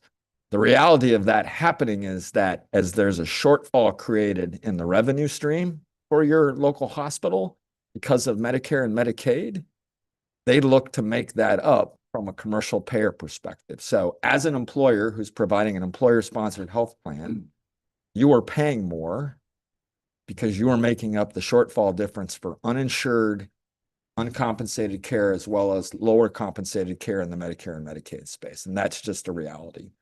And so the more of us who are getting close to Medicare, like myself, as that population grows, the more burden it places on our hospital systems and our providers from a reimbursement standpoint. You're welcome. Other questions or comments for Jeff? Is there any action we need to take at this moment? Jeff, I appreciate you being here. Thank you for having me. I look forward to being back. I will told Katie and Leslie I will be in Benzie County anytime they need me. It is absolutely beautiful. I love coming up here. Thank you. And any questions we'll filter through administration for you. Absolutely. We appreciate it. All right. Thank you for your business. Thank you. Thank you. It sounds like there'll be a decision to be made though at some point. Okay. So can we back up then Yes. to discussion of the general operating millage? Yes, I appreciate making that change quick on the agenda. So the general operating millage, as you know, and as Tammy talked about this morning, we are in the midst of the 9-day early voting. So 9-day early voting is going on around Benzie County. And then the election itself, of course, is next week, Tuesday, August 4th. We have included things in your packet that are related to the general operating millage reset. As you know, Benzie County voters are seeing that reset on the ballot, as well as other millages specifically to the jail and the Maples and other ones in their specific townships. So as far as what's on the ballot for the general operating millage, as you know, this is only the second time the community has seen this sort of reset since 1982. There was one failed attempt in early 2000s in the community to ask for a reset of the general operating millage. So this is the second time that some folks are seeing it, first for probably many in the community. This is a reset of the general operating millage for not only the county, but also for the townships. So we're all tied together in that process. This is asking for Benzie County to reset back to 4.43, which is still below the original. The original levy was 5.29. And this is asking for the townships to go back to 1.21, which is the original amount that they initially levied. Those townships have rolled back all differently, though. They're not all the same. So depending upon the development and demolitions within that township, there's a rollback established specifically for the township, and then there's an equalized rollback amount established for the county. That's why all the numbers are so different when you're looking at the L4029s across the county, is because everyone's grew just a little differently. The Weldon Colfax area has grown much differently than the Crystal Lake and Lake areas. And so that's why those rollbacks are all a bit different in the grand scheme of it. But once again, in the packet is kind of the same information we've been including all along. It's educational material that our legal counsel has also reviewed and given the thumbs up on. And many of the people in the community have seen these different documents, whether it's through our website, within the tax bill, or one of the times that I've went and done a presentation within the community. I touched all the townships in the city and the villages to try to answer as many questions as possible. Is this confusing for just about anybody? I think it's even sometimes still confusing for me when you're reading into the details of how these levies work within the state of Michigan. And so we've been trying to answer as many questions as we can within the community, because there is a lot of questions surrounding what this millage is, and because Benzie does do it a little differently than our neighbors. Many of our neighbors see this quite often on their ballot. They see some sort of override or reset on their ballot. So it is a bit foreign for Benzie County. But I think that we've done a good job getting that information out to the community. We're still here for more questions if there's more questions to be had. And I'll also, tomorrow morning, I'm going to be on Woo Woo Radio with Jessica Gardner to answer some additional questions. She posed questions to the community on Facebook not too long ago. I think it was on one of the Overheard and Benzie County Facebook pages. she asked for questions from the community as to what this means. And so we have gotten all those questions written down, and we're going to go through those questions tomorrow at 10 a.m. on Woo Woo Radio and try to answer those questions to the best of our ability to help explain what this means for Benzie County.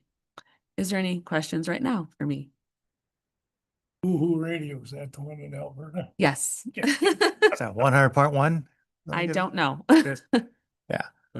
I do think it's important to note one thing. When you talked about the initial attempt to reset, the word indefinite was still in the statute. So when that failed, we simply went back to the previous millage amount. Is that correct? Because indefinite was in there? Yes, it's not the statute, it was the millage The language. millage Yes. language. And now that that's removed, because the voters have allowed that, it's not the same situation. Can you speak to that a little bit? Yes, so the millage as it stands today has a sunset of the 2026 tax year.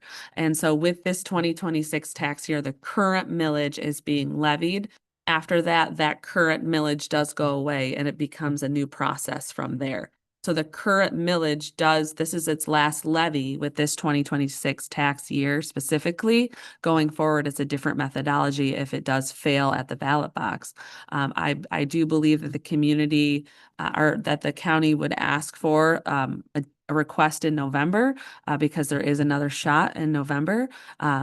If it were to fail in November, that creates an entire new methodology of creating a levy within Benzie County.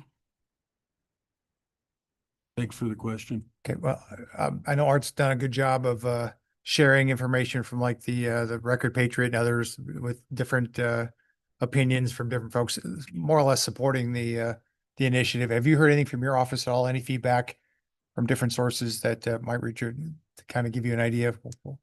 No, and we really stay out of any sort of thing that's a yes or no, right? We're here to educate the community. We're not here to campaign for the community. Right. And so our office really does not get involved in those conversations. We stay out of those conversations specifically because that's not appropriate for us to be involved. So if you're asking what my feeling is in the temperature of the community, I don't really know. I was just wondering because all of us look at Facebook and things like that, and I don't I'm not read. tallying it up there. I'm just wondering if there's a general overall I feeling don't out there that maybe you had an idea of. Okay. Other questions or comments for Katie on this? I'm going to close this out by saying because of early voting, we're on the 5-yard line. And we invite the public to contact your elected officials and express any concerns you have before you cast your vote. This is an important election for the financial health of this community.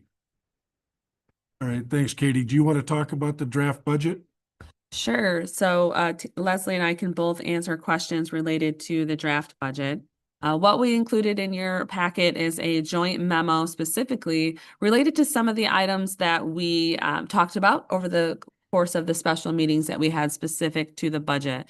These are things that we talked about, we adjusted throughout that process and so forth. And so we've provided a bulleted list of those items that were specifically adjusted from the original spreadsheets. You have the big, huge ledger spreadsheets that were color coded. What we have done within this packet now is we printed out just the general ledger printout that's in the packet. It still includes all the notes that were on the ledger sheets as well. And it does look a little different because it's not a spreadsheet now. But what is included in the packet is the general ledger printout includes those things that were in the bulleted memo that was provided to you. Now, this memo also kind of gives you what it looks like going forward. At the August 11th meeting, you will set a public hearing. That's officially setting the public hearing for the draft budget. And our office will provide the draft budget book to this board as well as the clerk's office for placing on the counter for the community to view. We will also put it on our website as well. So folks who would like to view it online versus coming to Tammy's office, they're welcome to do that. That will set the public hearing for August 25th. At the August 25th meeting, that is the opportunity for the community to come speak during that public hearing, to ask to really talk about what they think should be there or not there or changed or therefore. You won't take action on the August 25th meeting. You will tentatively take action to adopt the budget at the September 8th meeting. Now, statutorily, your budget has to be adopted by September 30th, so it's effective for the 10/1 date. So if the Board of Commissioners, if there was some hesitation or still some concern at that September 8th meeting, maybe there's some things that you still want to see adjusted, you do have an opportunity to adopt it later in September. But when we set our calendar back in January, we put a tentative adoption as September 8th to give ourselves enough breathing room so that we do have that opportunity to fall back. I won't forget in September 21st, September of 2021, our first budget, when I was just in Benzie County, I think we adopted the budget like September 29th. And that was too close for comfort for me when it has to be effective by 10/1. So we've tried to make sure that it's early in September so that you have that fallback time. So you're not feeling pinched at the end of that month to adopt that budget. So that's kind of the timeline going out. Once the budget is adopted, then administration will provide the official book to anyone who wants a hard copy, but it'll also be placed on the website.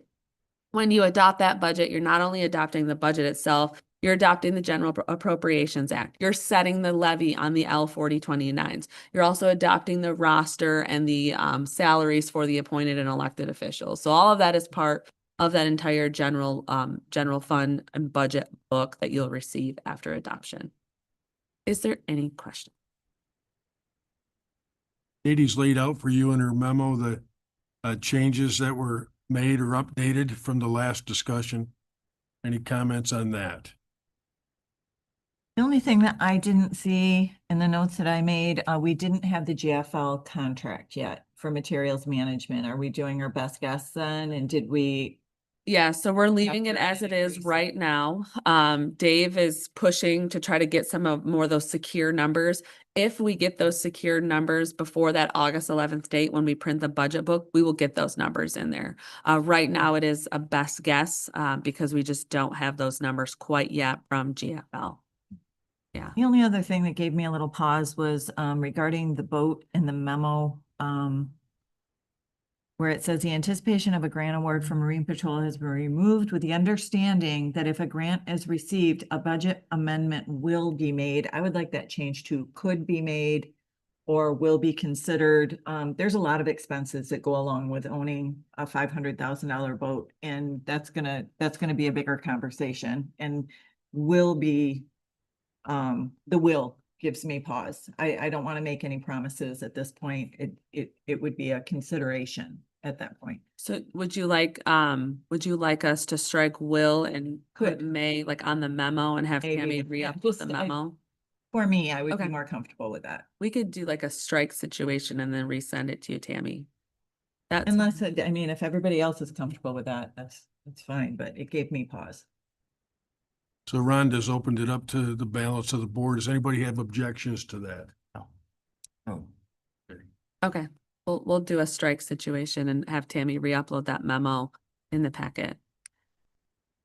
Thanks, Rhonda. Anything else that you've observed?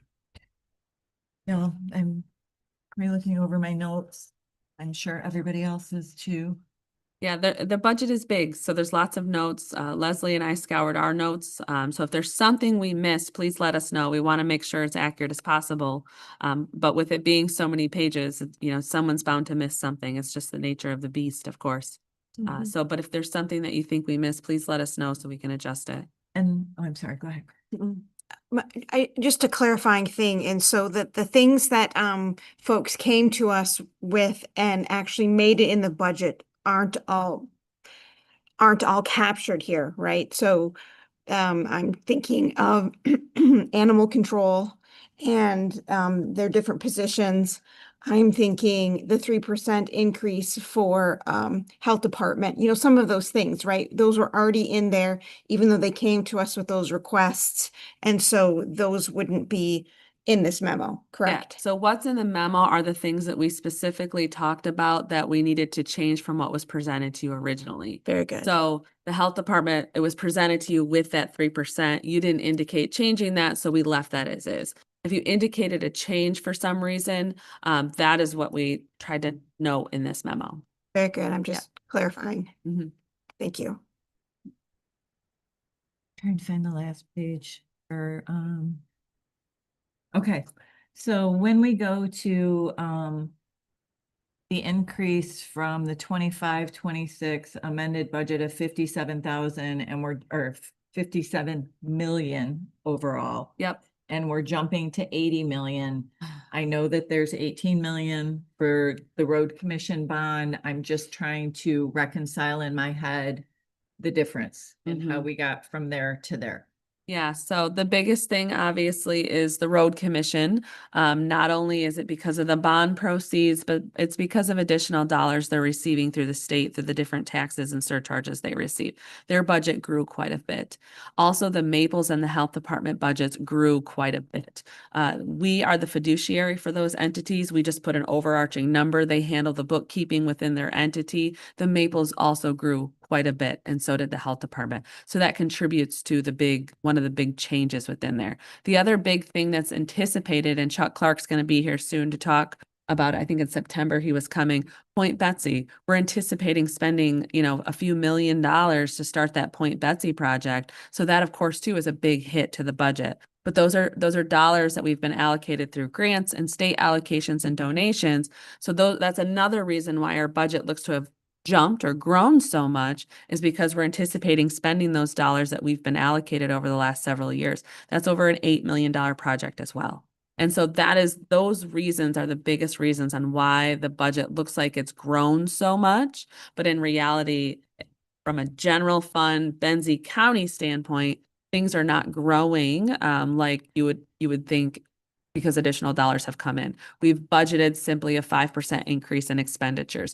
The levy is just the normal levy with the rollback. Same with jail and EMS and the animal, all those ones.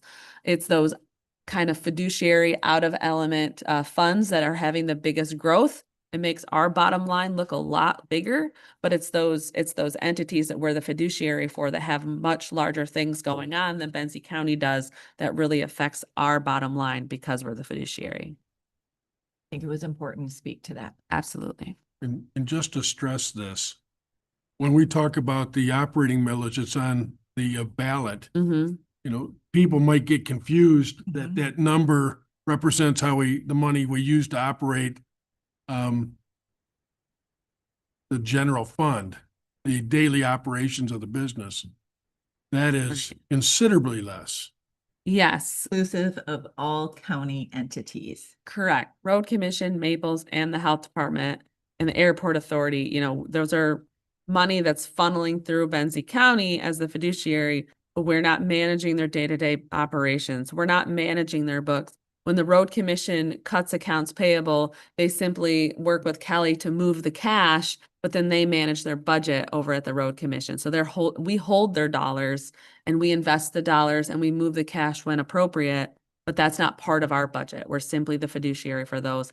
But from a bottom line standpoint, it looks like ours. Now, in the General Appropriations Act, when you adopt that and you see that up on the draft budget, we do break it out, so then it's a little easier. You can see what's truly Benzie County services and operations that we're providing, and then it also shows it with those subsidiary subunits so that you can see what is truly ours and what's the overall budget because we're a fiduciary responsibility. So of that $80 million, our general operating fund will be the 10.1 million. That's correct. That's the general operating fund is right around that $10 million mark. Yep.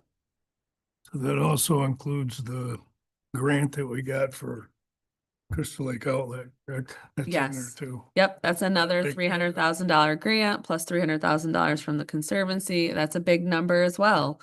And then we also received an IT grant through the state of Michigan. That's over $100,000 that's going to come this next fiscal year as well. So it's another $100,000 in grant dollars that are coming into this next fiscal year. So that of course affects the bottom line. Those dollars aren't coming again though. Those are one-time dollars.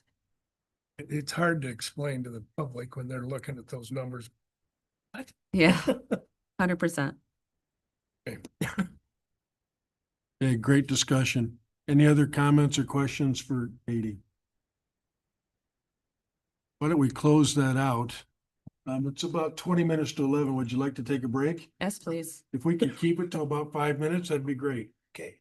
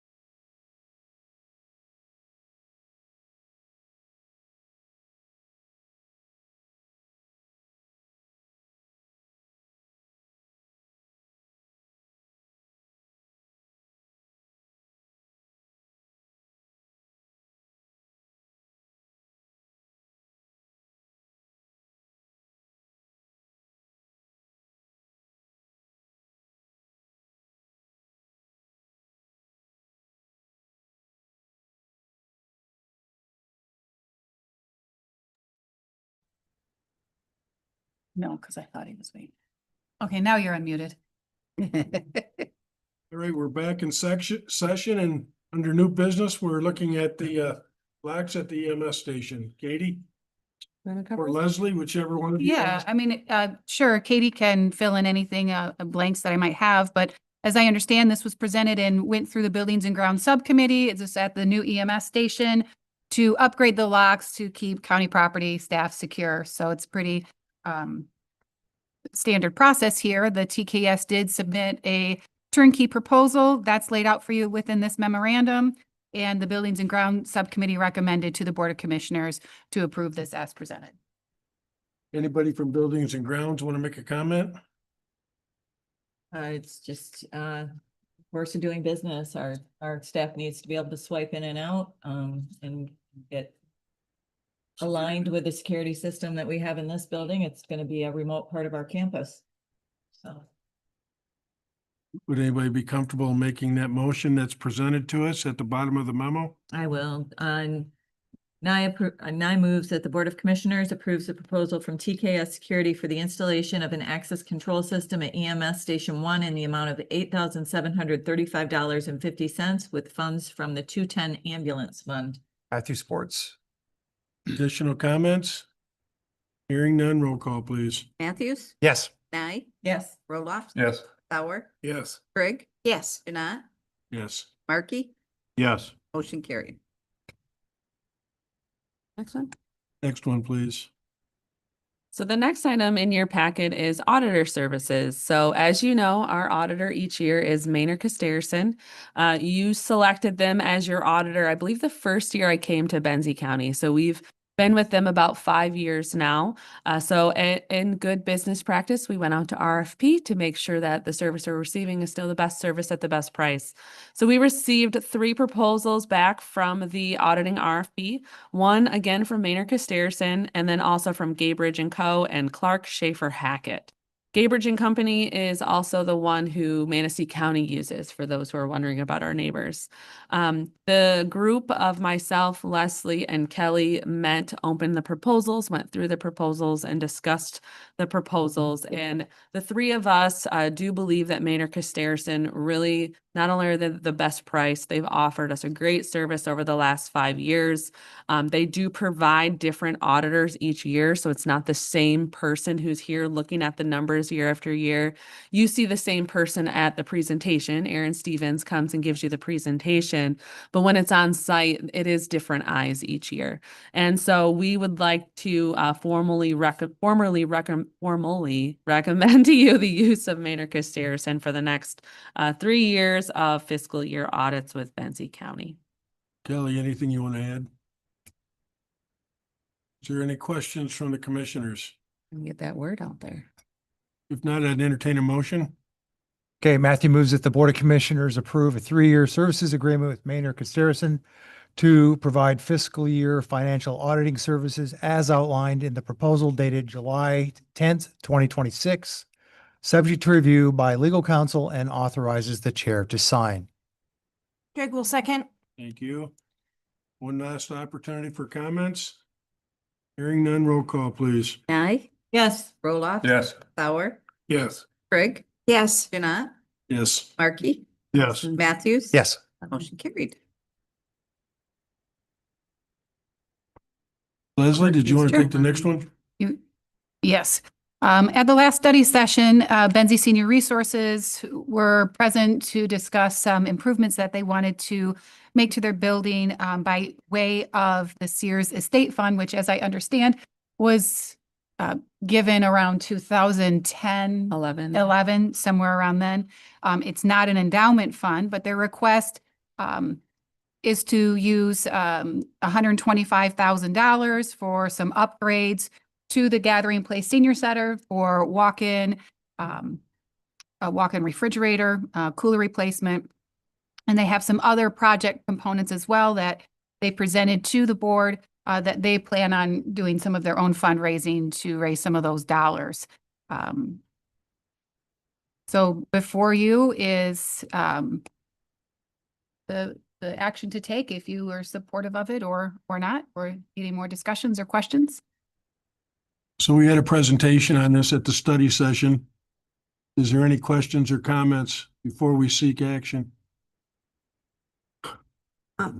Yeah, I know that the service that Benzie Senior Resources provides is a huge, huge deal. I know their meals are a big deal. I know that like I said, I have patrons come to the library talking, and I mean the thing that they talk to me about is the meal that they go to at Benzie Senior Resources. It's a big deal. They talk to everybody. It's a great thing. And so Go there on bingo day. no, they tell me that. They tell me that. You're absolutely right. It's busy. You can't find a spot. So yes, I'm happy to support this. In fact, I'll make the motion that the Benzie County Board of Commissioners approves the allocation of $125,000 from the Sears Estate Fund to Benzie Senior Resources to support critical facility improvements at the Gathering Place Senior Center, and authorizes a budget amendment in the amount of $125,000 to recognize revenue and related expenditures in the 276 Commission on Aging Fund. Matthew Sports. Additional comments? I still have heartburn with this because they financially have enough to cover this. And once this is gone, it's gone. I know it was set up that way, but we tried to change that years ago. I know because they were coming repeatedly asking for equipment and stuff like that. I hadn't had time to go back and check all that stuff, but how much is left in that account after this? Have a 75. So anyway, it's gone. Hope they fully understand that. Gary, I've given this a lot of thought over the last couple of days also. I understand exactly where you're coming from. As a county, I regret the fact that we didn't invest those monies more wisely, 15 years ago, because that would have been worth significantly more. In fact, one of the debates I was having with myself is, do we leave that money there and then invest it now and see what happens over the next 10 years? Because they do have the money to fund it. But you know what? What's been done has been done. And I can't go backwards. I just want to offer that we've read the verbiage of the gift. In its entirety, there were specific entities that were excluded from benefiting from this. This was a gift for capital expenses. It did not say, here's a gift, please invest it well and generate more money for this entity. It said, this is for capital needs when they come up. So I have to believe that we honor this gift by releasing funds when they're used in this way. And that's why it'll have my support. Well, he said it completely when he gave his presentation. If it had been invested correctly, there would be millions in there. Well, there'd be $1 billion, not millions. Well, heck of a lot more than's there. And now 75 grand. Can hardly buy a vehicle for that anymore. So anyway, just saying. Do you think that the Sears family intended that we would sit on it that long? Maybe I they think the anticipated decision that should have needs been came made up by the sooner. board a long time ago. Because the possibility there was a lot stronger. If you had a reasonable board that would consider the money, I know we're gonna do what we're gonna do, but I just feel bad that, like I said, once it's gone, it's gone. And how long is a cooler gonna last? I don't think it's Is it 20 debatable. years? It's Yep. debatable about the intent. I mean, I think when the gift is given, they want needs met. I don't think they intend for that pot of money to sit there in perpetuity. I don't think they intend for it to last forever. It was a generous gift given to meet needs as they came up, and that's what it was used for and is being used for. Can you take a small amount of money and generate a larger amount of money? Of course you can. That wasn't the directive given when the gift was made. So here we are. But I understand what you're saying. I mean, So Rhonda, to your comment though, if I understand how the gift was made, the gift wasn't made that said, we're providing with the principal amount, we want you to use the investment income off of it to fund activities. it said, I'm giving you an X amount of dollars, we want it used. And that's quite different language. Because there are some endowments that'll say, we simply want the earnings of it to be used with the principal to remain intact. I don't believe that's what the language was on this one. Any other comments or questions? If not, roll call, please. Roloffs? Yes. Sauer, Yes. Craig, Yes. Janat, Yes. Markey, Yes. Matthews. Yes. Nye, Yes. motion carried. All right, Leslie, you want to take the next one? Yes, so the Buildings and Grounds Committee, I did not note this in the memorandum, but they did meet and discuss and recommend approving the camera upgrades in the animal control area. The animal control cameras are just really inefficient. So for the safety and security of our staff, for the animals, for the volunteers, it's been recommended that an upgrade happens at the Animal Control Center here. The recommendation was also to include an allocation should there need to be a server upgrade. That is likely to happen, but it's unknown until the cameras are installed if that's going to trigger the need for a server upgrade as well. So the Buildings and Ground recommended the approval of these of this expenditure with that included. And of course, if that's not needed, then that would not be spent on this project. Anybody from Buildings and Grounds want to make a comment? I think this is just yet another discussion in the Building and Grounds group of aging infrastructure or lack of infrastructure completely. We thought this was a good fix in this particular area. This continues to modernize the practices, and it responds a little bit to some of the comments we've gotten on social media and other media. If there's no other comments or questions, we'd entertain a motion. Well, Matthew moves that the Board of Commissioners authorizes a budget amendment in the amount of $35,000 to recognize revenue and related expenditures in the 249 building. Well, you must. Am I in the be wrong reading one? the wrong- I skipped ahead. I'm so sorry. I skipped ahead. I'll let somebody else do it for the catch it for you. Oh, here, that was a video. Nope. No, I'm completely lost now. I'll read it. Thank you. That the Board of Commissioners approves the allocation and expenditures of up to $17,000 from the 401 Capital Fund for the Animal Control Camera System Project and associated server integration provided by TKS proposal. Markey will support. Any other comments? Yeah, we're So pretty does past it. this tie in with all our current stuff that it can be monitored anywhere? Yes. Yeah, it will now. So they. It wasn't before. No, No. right now it's its own standalone system that you can only view on one computer that only kind of works. Oh, that's, oh, wow. And there is a chance they could get in there and we won't need that upgrade. Yeah. So we're just, Won't need I mean, another we're five? leaning towards, we probably will, but there is a chance they could get in there and be able to use what exists as a Mhm. server, so. But we won't know until they get in, so we wanted to make our best guess. Okay.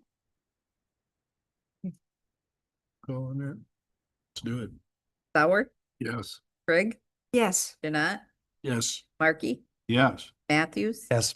Nye, Yes. Roloff. Yes. Motion carried. Leslie, back to you for a budget amendment. Yes, so in your packets, a budget amendment for the building department. Their fees, as you know, were increased, and because of that, we need to budget for that additional revenue and corresponding expenditure. I do have a budget amendment request that will be in the uploaded packet and corrected, and I will show that to the chair after this meeting as well. And so this is just really a straightforward recognize revenue and expenditure so we can process some payables. Chair, I believe we missed one. No, we struck that. We struck the video. We Before struck you the got video. here. Oh, Oh, Monarch. I was here, but I forgot to cross it off. Thank you. So now I move that the Board of Commissioner authorizes a budget amendment in the amount of $35,000 to recognize revenue and related expenditures in the 249 Building Department Fund.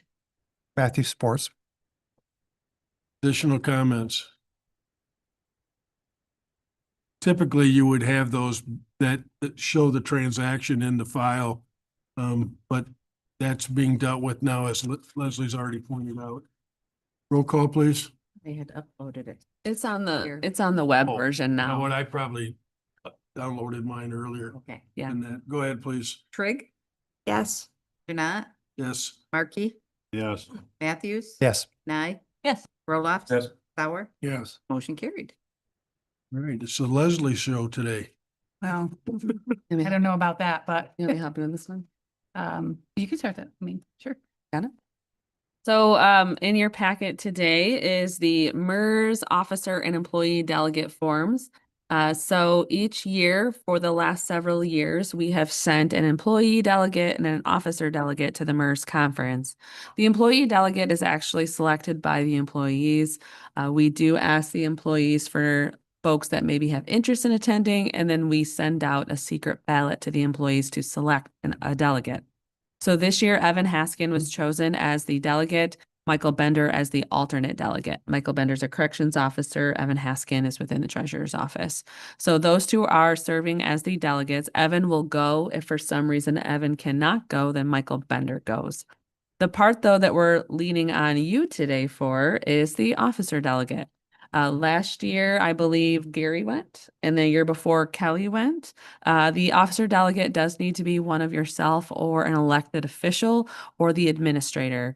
Those folks are serving as the policy makers or having a direct correlation with the policy makers. It cannot be subordinate employees.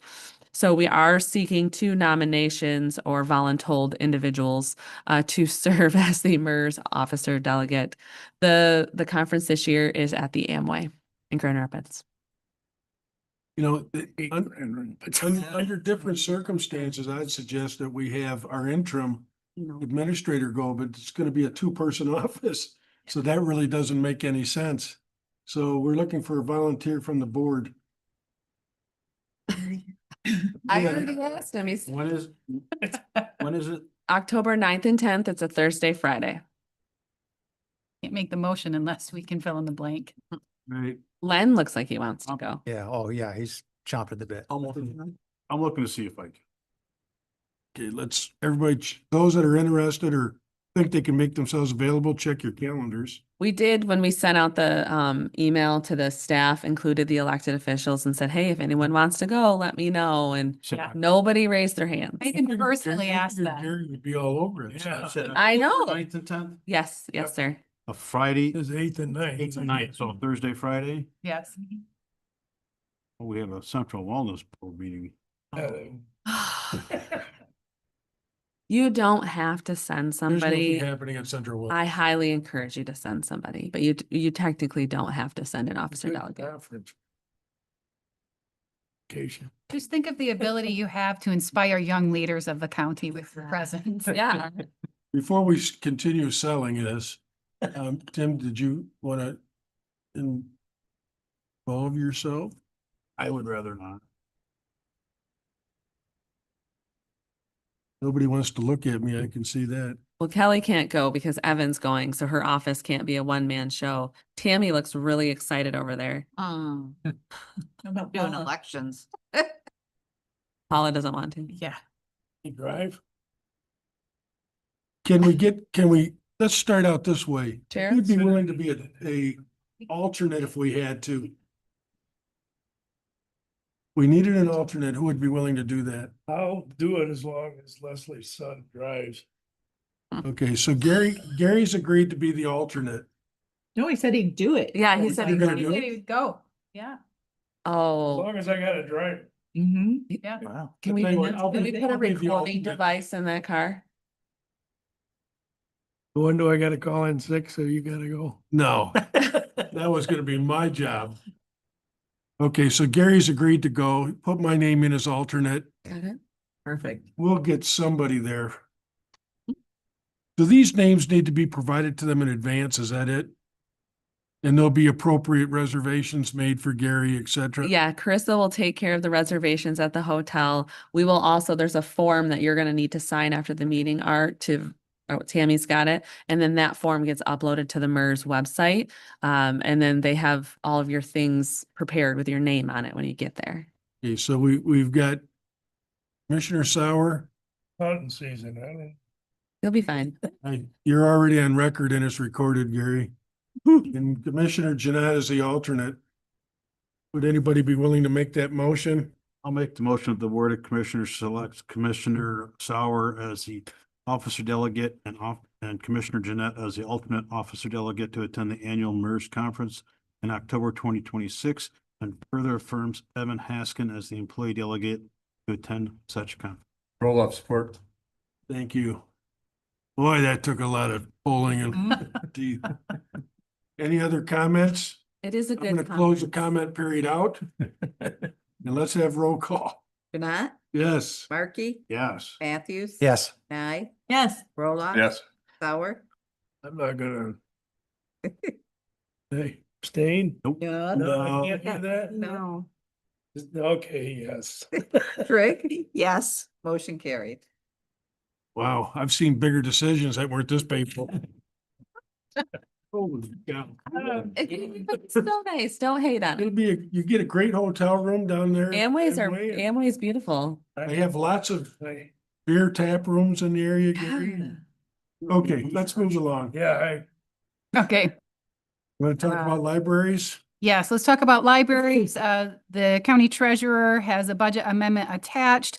The penal funds revenue are collected throughout the fiscal year and posited into account 213, and they accrue interest.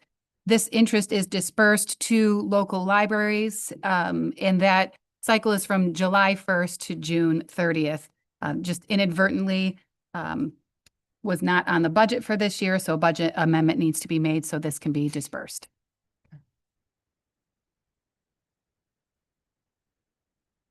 I'll make that motion that the Board of Commissioners authorizes a budget amendment in the amount of $800 to recognize the revenue and related expenditures in the 7721 Library Penal Fines Fund. It's a long one. Trigg will second. Thank you. Additional comments? Hearing none, roll call, please. Markey, Yes. Matthews. Yes. Nye, Yes. Roloff. Yes. Sauer, Yes. Trigg, Yes. Jeanette, Yes. motion carried. County administration transition. You saw my memo, just simply recapping the July 21st meeting, and hopefully I captured that properly. If does anybody want to have a discussion on what we talked about on July 21st? And you can see the recap in there that today we'll accept the resignation with regrets from the administrator. We're making that effective August 19th. And at the same time, we would install an interim county administrator, which would be Leslie, and adjust her pay accordingly, effective that same date. But Leslie's interim pay would become effective as of today, Today or tomorrow, yeah. tomorrow, Thank you. yes. And That discussion, I mean, for all intents and purposes, she'll be taking on both the roles. This will be a training period. It will be it won't be dissimilar to what it will look like on August 20th. So we just thought in an effort to be fair, the pay should start as soon as the duties start. Glad you. And as my memo outlined, I've asked Commissioner Nye to take the lead on finding the search committee and potentially pursuing a new administrator. And we'd like to begin that sooner than later. But to be fair, it's going to be a very well thought out process. We've kind of constructed a tentative timeline where Katie has already drafted a very well written request for proposals for search firms We'll get that before you in 2 weeks to approve. And then we're gonna give about a month to accept interest in doing that. So it'll be a process to get to actually selecting the firm. And then once we do that, their timeline, which will be part of their proposal, will kick in and we'll have, say and approve that as well. So we're in good hands until a decision is made. There's no fires that need to be put out. We are just gonna be very well thought out and measured in how we go about this. And again, we know a couple firms that we'd like to bid. We'll request those and then just put out the RFP, see what we get. We'll select the top 3 firms to interview. And we'll go from there. And once they're in place, they really drive what happens next. We give control over to them to tell us how things are going, how much interest they have, and all documentation, things like that will be directed to Tammy's office because that's appropriate. And so far, that's where we're at. And would you agree that this process, to do it right, will take us till early next year to complete? Yeah, I think January. The motion that's there for you was put together by our attorney, by the way. So the attorney has reviewed that motion. Well, I'll make the motion that the board accepts Caitlin Zeitz' resignation as county administrator controller effective August 19th, 2026. Not willingly though, but waive any remaining notice requirements under the employment contract and authorizes payment of final wages and any contractual requirement unused PTO payout, subject to the contractual cap, applicable withholdings, and appoint Leslie Bilby as interim county administrator effective August 19th, 2026. Looking forward to it. And an annual salary amount of $93,000 effective July 29th, 2026 to be paid pursuant to county policy with the interim appointment to continue until further action of the Board of Commissioners. Under support. Any additional comments before we call for the vote? Roll call, please. Matthews, Yes. Nye, Yes. Roloff. Yes. Sauer, Yes. Trigg, Yes. Janat. I don't know. Markey. I'm with Art. Yes. Motion. Motion carried. You can say no. I know. Katie has said, by the way, she's going to make herself available after August 19th. But as you heard us say during the study session, she's got a young family. I believe they start school the 23rd or 24th. 24th. We fully understand the need to be with them that first day or two, but we appreciate the fact that you'll remain available. Absolutely. And I'm sure Leslie appreciates it too. She twisted my arm. And Leslie, we've got every confidence in you. We know that when you're in doubt, you'll ask the questions. You and I have already had this conversation. Feel free to use legal counsel as regularly as you need to. We don't expect you to be able to step in and know everything immediately. We get that, okay? All right, let's move on to the next subject then, the IT position. Yes, as you may remember in some of the HR updates, we've been talking a lot about the IT position. And one of the challenges was the level of the position that was posted was not always matching the level of expertise or experience of the candidates that were applying, albeit some great candidates applied for the position. We had a follow-up offered a third interview to a few people in the pool of the original applications. And one of them did follow up, and quite a lovely individual, but would really be a different position than what was posted. We posted the mid-level technician. Really, the experience is more of the entry level, which would be the IT support specialist. This person has been also vetted by Carhu, and certainly this discussion is not to offer that position to this person at this meeting, but it's to let's get set up with the right offering of an IT position in that department so it can meet the right applicant that has applied for it. So this is to reclassify that position. It lowers the budget a little bit for the IT department, which would be reflected if it wasn't already in the recent update. I don't know if there's anything you want to add, Katie. Katie and I did a thorough interview again with an individual and really felt very excited about the opportunity we have here with restructuring this position. The goal is to bring in a person who wants to grow with Benzie County. Meeting with her, she was a delight. I do see her wanting to grow. She lives in Benzie County, and so she loves being here in Benzie County.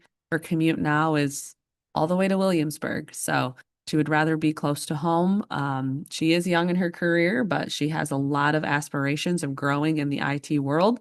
And so the idea is, rather than have a vacancy for an unforeseen amount of time, why don't we invest in a person who wants to be here and grow them to the person that we want them to fit within the Benzie County realm? So, And working with Karhu Cyber is there are a team of experts in every realm that this person has access to.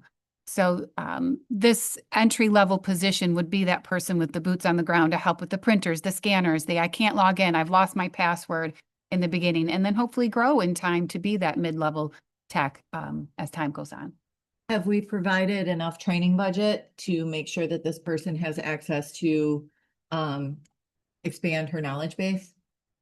Yes, I believe there's enough in the budget for that, and also Karhu trains as well while they're working side by side. Will Karhu have someone still on site like they have in the past? Yes. That's one of the concerns I have talking about this a little bit. Being a level technical, it's really beneficial to have someone there to kind of mentor you. If we didn't have someone in the building, yes, they can do it remotely and access to Karhu's fine. Having someone here is a big difference. they will still have somebody here 2 to 3 days a week. Karhu is expanding their team, and they've just hired somebody who's moving to Interlaken, actually. So they'll have somebody very close who will be the primary person who comes on site 2 to 3 days a week to help this individual kind of grow and learn, but then to also handle some of those, upticked level tickets to handle those different things that come before us. No, I do like this approach, but Thank you. Isn't there a professional forum too? I mean, I know like as far as administrators and treasurers, you have a community of professionals. They're in the your ones probably area. who invented it. Right, right. They made it possible. So I would assume that there's avenues that this person could take if somebody weren't here on a day where she could reach out and get the answers that she needed from people in similar positions. Yeah, and she's already working in the field. She's working for Professional in the that. tribe in the field, and so I'm sure she'd be able to reach out to her prior employer as well. She's with the tribe right now. Nobody wants to hear this, but the health department uses Wyatt, which we did use Wyatt. I've heard And stories. they claim that they have actually been better. Our experiences otherwise. That was pre-me, so To throw that I don't know. I'll make the motion that the Board of Commissioners approve the reclassification of IT support specialist to an IT support technician, effective immediately, and authorizes the position on the general grade scale of 2. 2. I second. Additional comments? So Katie, it sounds like you've got somebody ready to go and they've indicated interest in coming on board. Yeah, part of that third interview was a more casual conversation to talk through what that would look like. Because, she applied for this level 2 position, and now we're saying, hey, we're going to offer you a level 1 position. And she was well aware of what we were thinking of doing. She understood it had to come before the Board of Commissioners before anything was formal. But she was really excited that we were even willing to work with her to grow her up to a level 2, which is the original position applied for. So it's unlikely to happen, but if between now and the time you formalize that, someone comes or someone expresses interest in that has a higher level of expertise, would you entertain that? We wouldn't have the budget to entertain that. I see. Yeah. Let's call for the vote. Nye, Yes. Roloff. Yes. Sauer, Yes. Craig, Yes. Janat, Yes. Markey, Yes. Matthews. Yes. Motion carried. You know something we don't know? Never. All right, we're at commissioner reports and Commissioner Markey, if we could start with you, please. Certainly. I did miss the last buildings and grounds meeting. I apologize for that. And then the Bridge to Mental Health Steering Committee's formal kickoff meeting. The committee is overseeing the Crisis Response Officer Program, which Benzie County started with Central Wellness. In attendance were basically leaderships from law enforcement dispatch, from Antrim, Benzie County, Grand Traverse County, and the city of Manistee, along with Central Wellness and Northern Lakes as CEO. We were informed that we were not invited to a full application stage for the Behavioral Health Initiative grant from the Michigan Health Endowment Fund. That grant was for $750,000. That was going to pay for deputies in Antrim and Grand Traverse counties. But we did get the full, invited to the full applicant state from the Michigan Health Endowment Fund for the Capacity Building Grant. That's a $300,000 grant. Was submitted and we've been awarded in November. And then Central Wellness also applied for a rural health transformation grant to support those deputies in Grand Traverse and Antrim counties. People aren't aware, I think Chip Johnson was here last, did talk about this program expanding to other counties, but Central Wellness is still going to be the fiduciary of that program. That's why they're kind of involved. And if you weren't aware that I am now on the Northern Michigan Regional Entities Board, I did attend that board. We had a budget and legislative update from Alan Bolter from the Community Mental Health Association of Michigan. During the budget update, the state of Michigan's budget, I took notice that the CCBHC budget is up $916 million. If you recall, when this started, it was only like 150 million. That was like 5 years ago. It's been, and I asked Alan to if he had comparisons from the previous years. He said he would, and he would get that back to me. Well, after the board meeting, someone forwarded a link to me that has it was the outcomes report for the CCBHC during the previous fiscal year, 2026 Appropriation Act, and pointed out that the CCBHC's costs are 16 to 18% more than regular Medicaid behavioral health care interventions and with no demonstrated quality improvement. That's right. And they don't come out and say it, but if you read it, it's implied. It's kind of really. And also was pointed out that their CCBHC's total expenditures in fiscal year 2025 was 626 million, but they're asking for 916 million. Which is another interesting thing that Alan Bolter provided was the results of some surveys that the Community Mental Health Association of Michigan did. And 70% of likely November 26 voters opposed shifting the management of Medicaid mental health services to private health insurance company. If you guys recall that Ron and I have talked many a times about the state of Michigan trying to privatize mental health, the state of Michigan, this basically showing that the voters oppose that drastically. We also reviewed the NMRE's financial statements. One glaring issue was that Northern Lakes still being in the red by several $1 million. The relatively new CEO, Linda Zeller, was there. Good conversation. And it's very clear that they're heading in the right direction and they're in a much better position this year than they were a year ago. So yes, they're still in the red, but not nearly as bad, and they do have things in place to get it to where they're fiscally sound. And she's actually demonstrated. One more thing, Homestead Township Fire Department was awarded a 2% grant from the tribe for a Lucas device.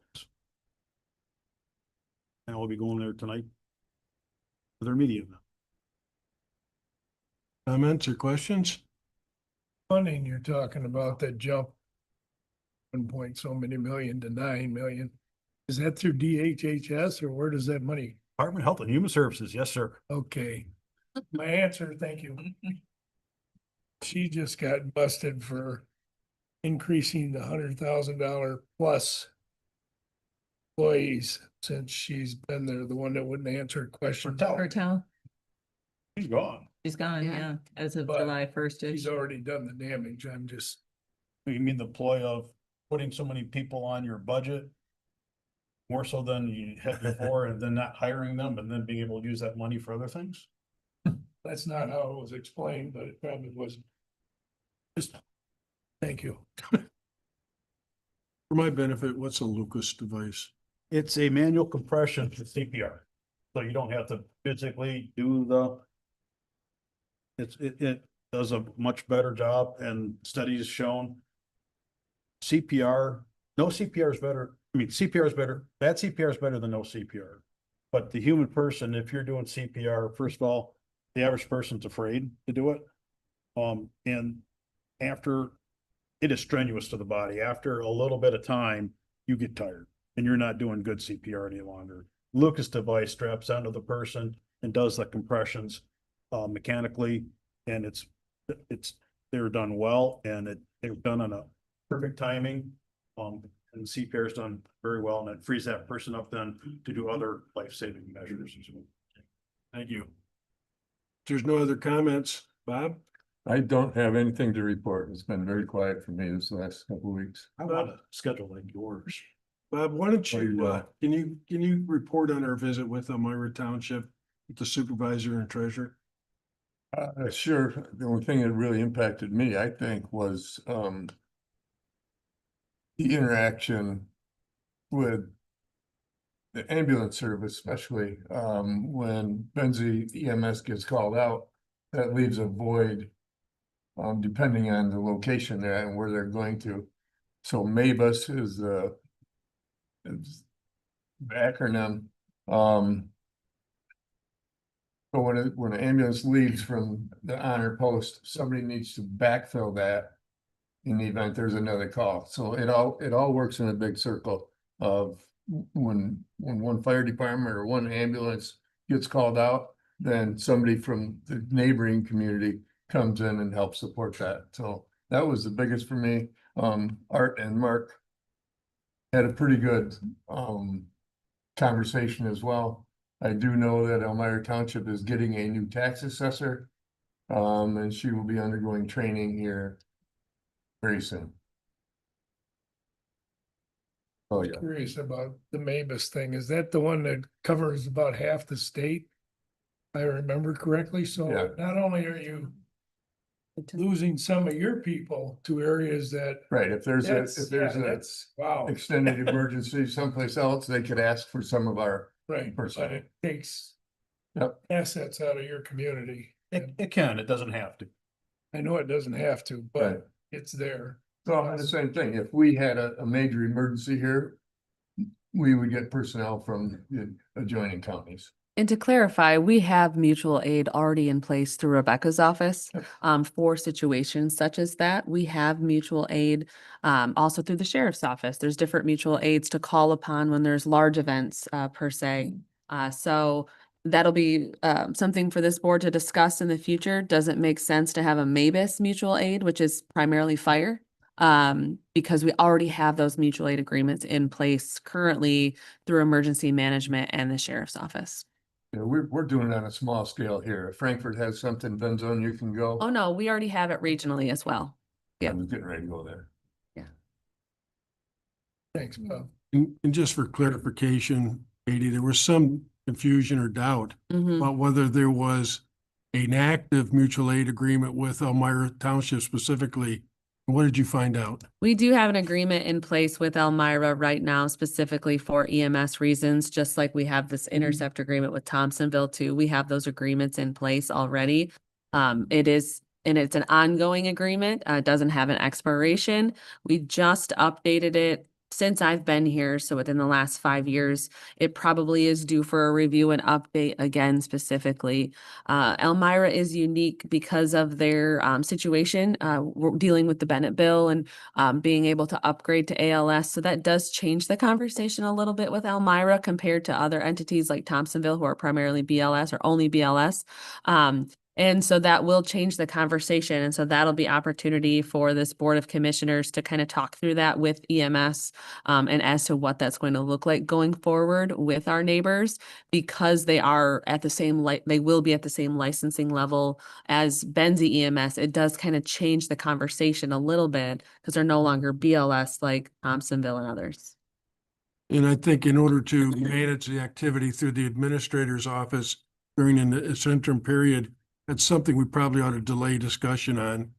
I mean, there doesn't seem to be a real high level of urgency.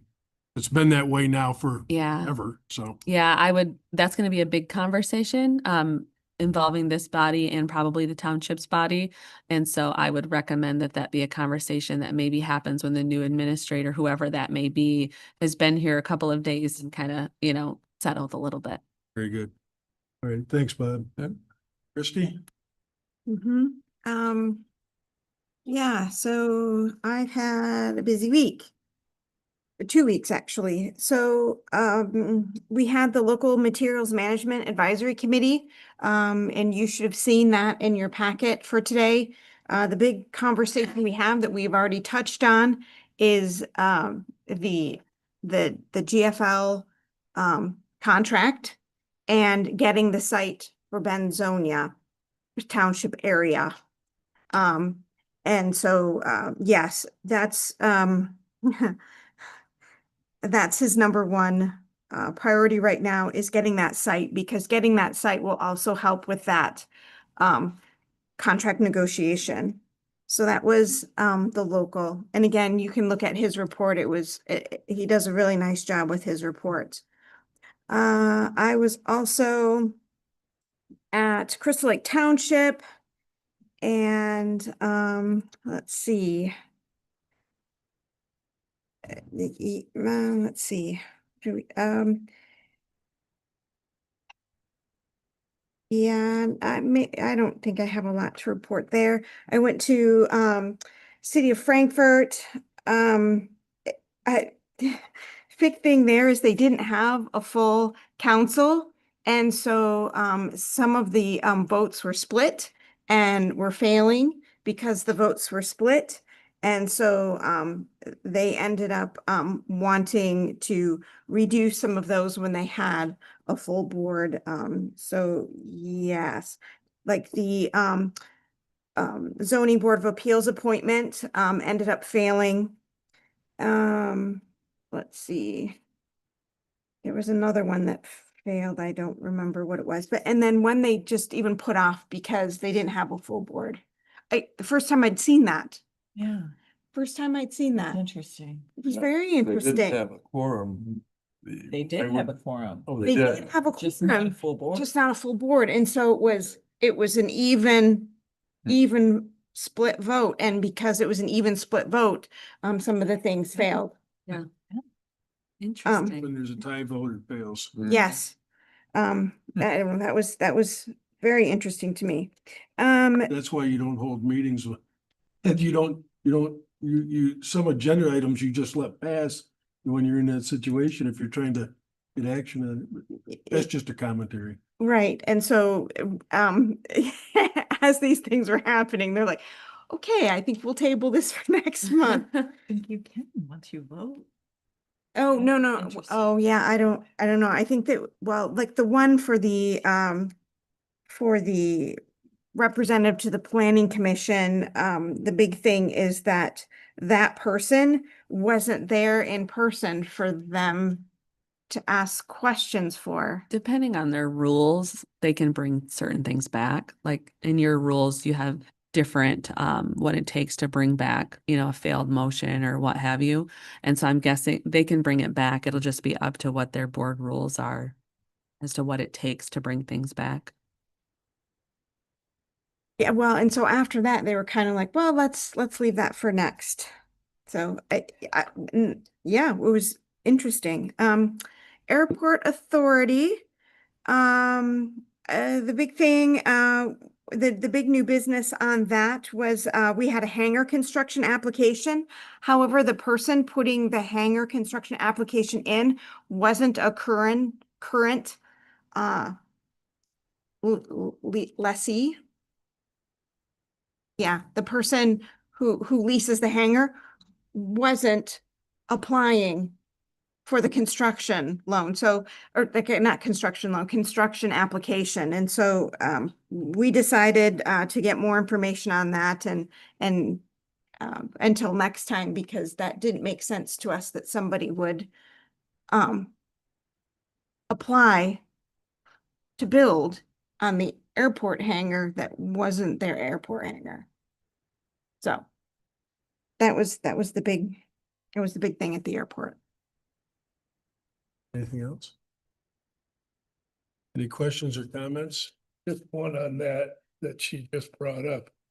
If they build a hangar there, is it owned by the airport? Is it owned by Well, the? I'm sorry, I misspoke. It's like a pole barn, Yeah. it's like an adjunct to the hangar.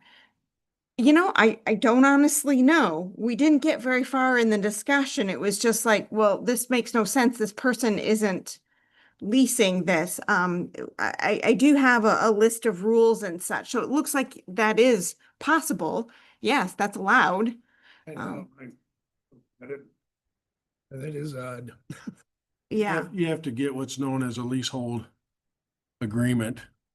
So they don't own the dirt, they only own the improvement, but it's gotta be with the approval of the property owner, the real estate owner. And then they decide who goes for the permits at that point, and that's their business. I'm not gonna get into that. I do have a question about, do you have anything else, Gary? Nope. At the Airport Authority, you and I had a discussion prior to your going to that meeting that I've been getting correspondence about this airport overlay that's really being done at the Crystal Lake Township level. Correct. Did you bring that up to them, that there seems to be some confusion?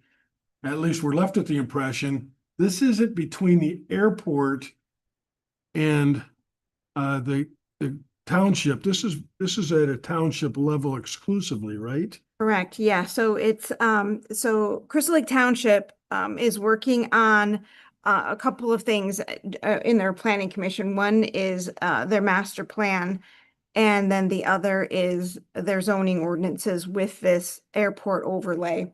And yes, one of the things, one of the trustees, her goal was to make sure that,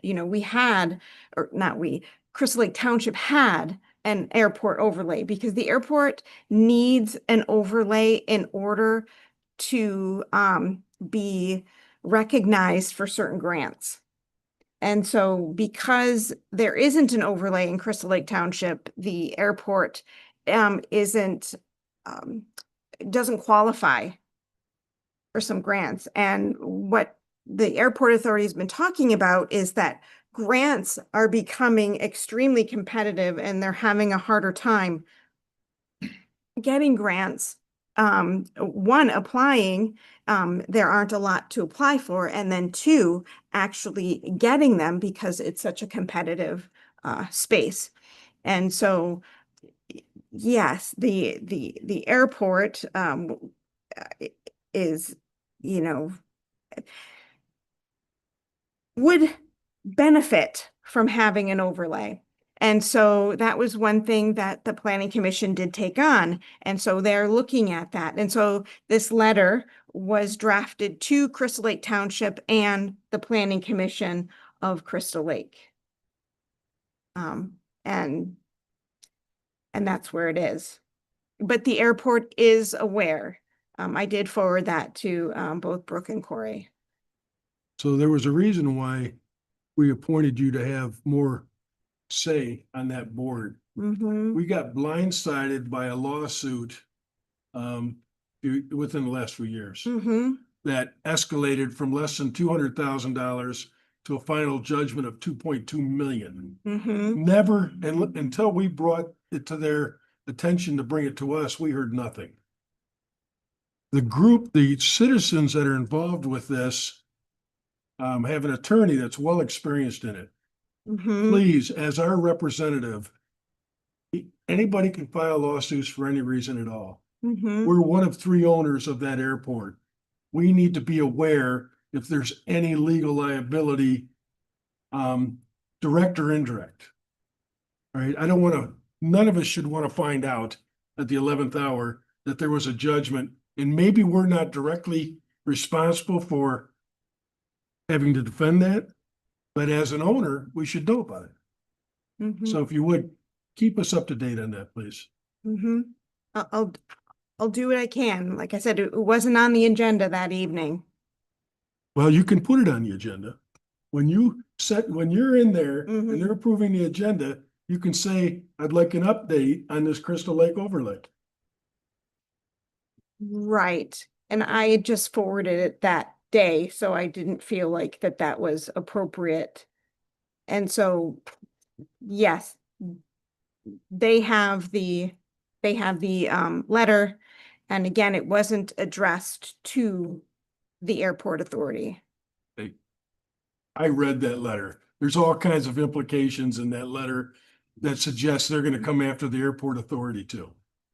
And that could very well be. And we can leave it at that, Christie. I'm just asking that. I don't want to have happen what happened last time. Yes, and as things come up to me, I will bring them up. Thank you. Or we'd ask you to keep that on the agenda so we're getting updates. Mhm. What we've already discovered is apparently some of it's not being talked about publicly, even though there is a certain amount of risk. Well, it was my understanding that it was talked about at that planning commission meeting at Crystal Lake. I get that. You saw the letter. You understand the implications. Mhm. Yes, but I don't think anybody, yeah. We can talk about that offline if you want, okay? Mhm. All right. Sorry for taking up your time here, folks, but there is a liability hanging out there. Rhonda? Sure, thank you. I attended agenda review and I was one of the 2 accounts payable approval people within the last 2 weeks. I attended the Village of Beulah meeting. They have had a referendum approve to addressing the reduction of trustees. Their board approved the reduction of trustees, and a private citizen obtained enough signatures to put this to a vote again. So it will be on November. No, they have, the Benzonia Township Clerk has approved the signatures on it. Now it's up to the village to get with their attorney to get ballot wording and a resolution and approve it at a meeting and tell me what ballot they want it on. Oh, so And if they that's get the- it on time for November, it will. If they Okay. don't, they'll have to decide then. Okay, But I have received nothing yet here. okay. Well, they're reporting on it in their meeting that they expect it to go forward. The village clerk resigned, so they will be looking for a new clerk. Look at it. Oh. They had a discussion regarding an ordinance in the Village of Beulah that you can't charge for things on the village property to generate income, like lemonade stands or exercise classes on the beach, which I thought was interesting. There is an actual ordinance that addresses it. Now you can have lemonade stands on private property, but they can't be on village property where you're asking for payments for it. Is the beach village peddling. property? The Village of Beulah does own the Okay. beach there. Yep. They talked about the ACO. They're under an amended ACO. It's the wetlands that they're discussing right now. The village has offered 5 to 10 acres of wetlands for the proposed changes that need to be made. And I believe it's Eagle is asking for 55 acres, which is a lot. And the Benzie Conservation District is advocating for Beulah and the amount of acreage they want to offer. So we'll see where that lands. They discussed the recycling bins are not going well. They do have cameras on there. They said that their attendants are amazing. There are days when they come out twice a day to clean things up, but their cameras are showing that somehow they're showing that it's short-term rental use that are the big abusers of these recycling bins down there. So that remains an issue. They approved street painting of $18,000. They approved a $65,000 portable bypass pump. So they won't need to rent equipment or hire pump trucks should they experience the same type of situation they did the last time the pump failed. They approved a $50 sewer rate adjustment. This is going to be twice a year for 2.5 years. This is the third installment of that, which was projected by their financial company they worked with to cover the costs of the new sewer system. So it will be 5 incremental $50 jumps, and that's just, I believe, on the ready to use that the sewer line on the bill. So I attended Building and Grounds. We covered a lot of that today. A couple other things that we talked about were the new 911 edition. We have train equipment over there, and Hearst is our service agreement. We didn't have a service agreement with Train to service the equipment, and so big discussion revolved around going out to bid on our Hearst contract. Their expenses have really gone up, and to enter into a 6-month train service agreement on the equipment that they have at the 911 building. We recommended that the window in the administration office get fixed, and we do an assessment of the other windows in the building.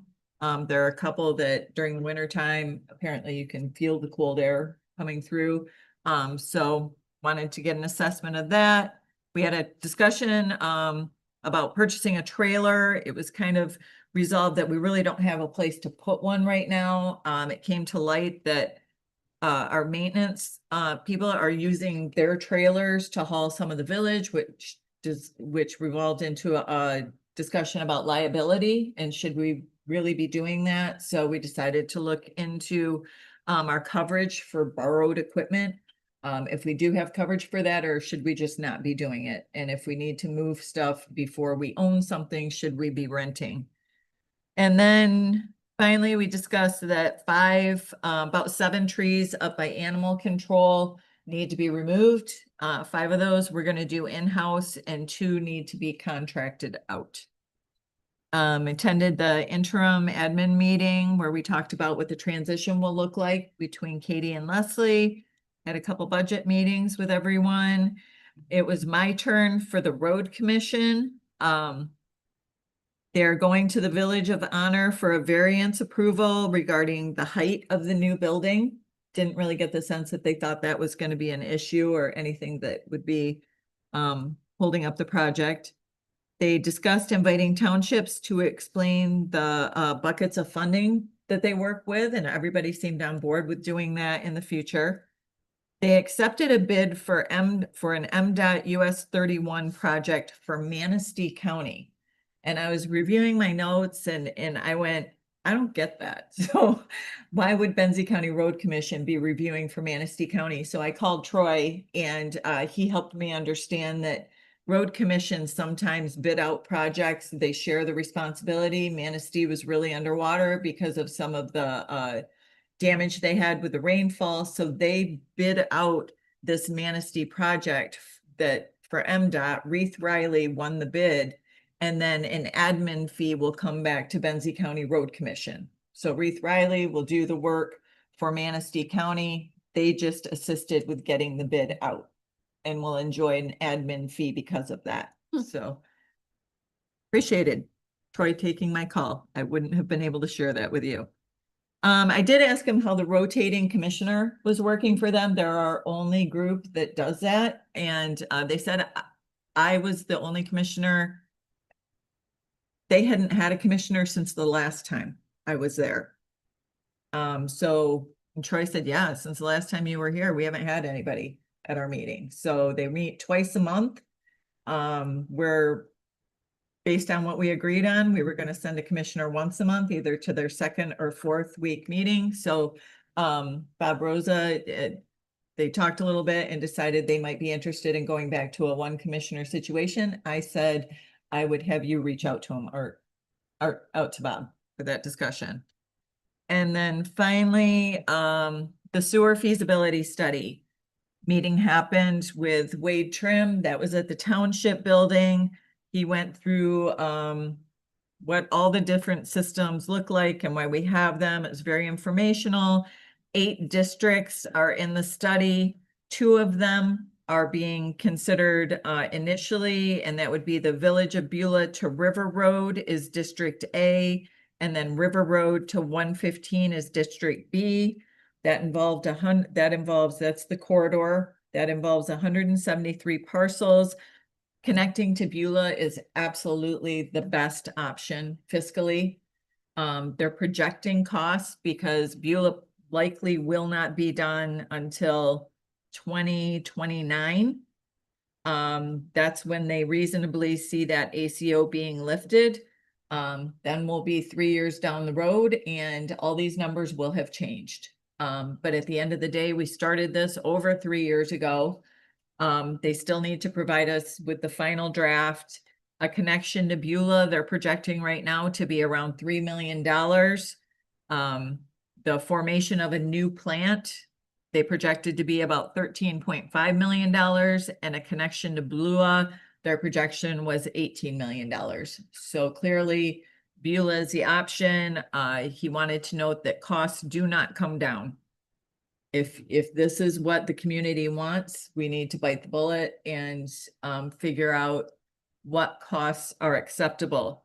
So for those 2 districts, A and B, with 173 parcels that are there, a 30-year bond of around what they're projecting, they figured it would be around $380 per month per parcel, which is absolutely unreasonable. So what you're looking at then is, can you get grants? Can you get appropriations? Can you get a way to reduce the cost to the users that make it a project that the community would support?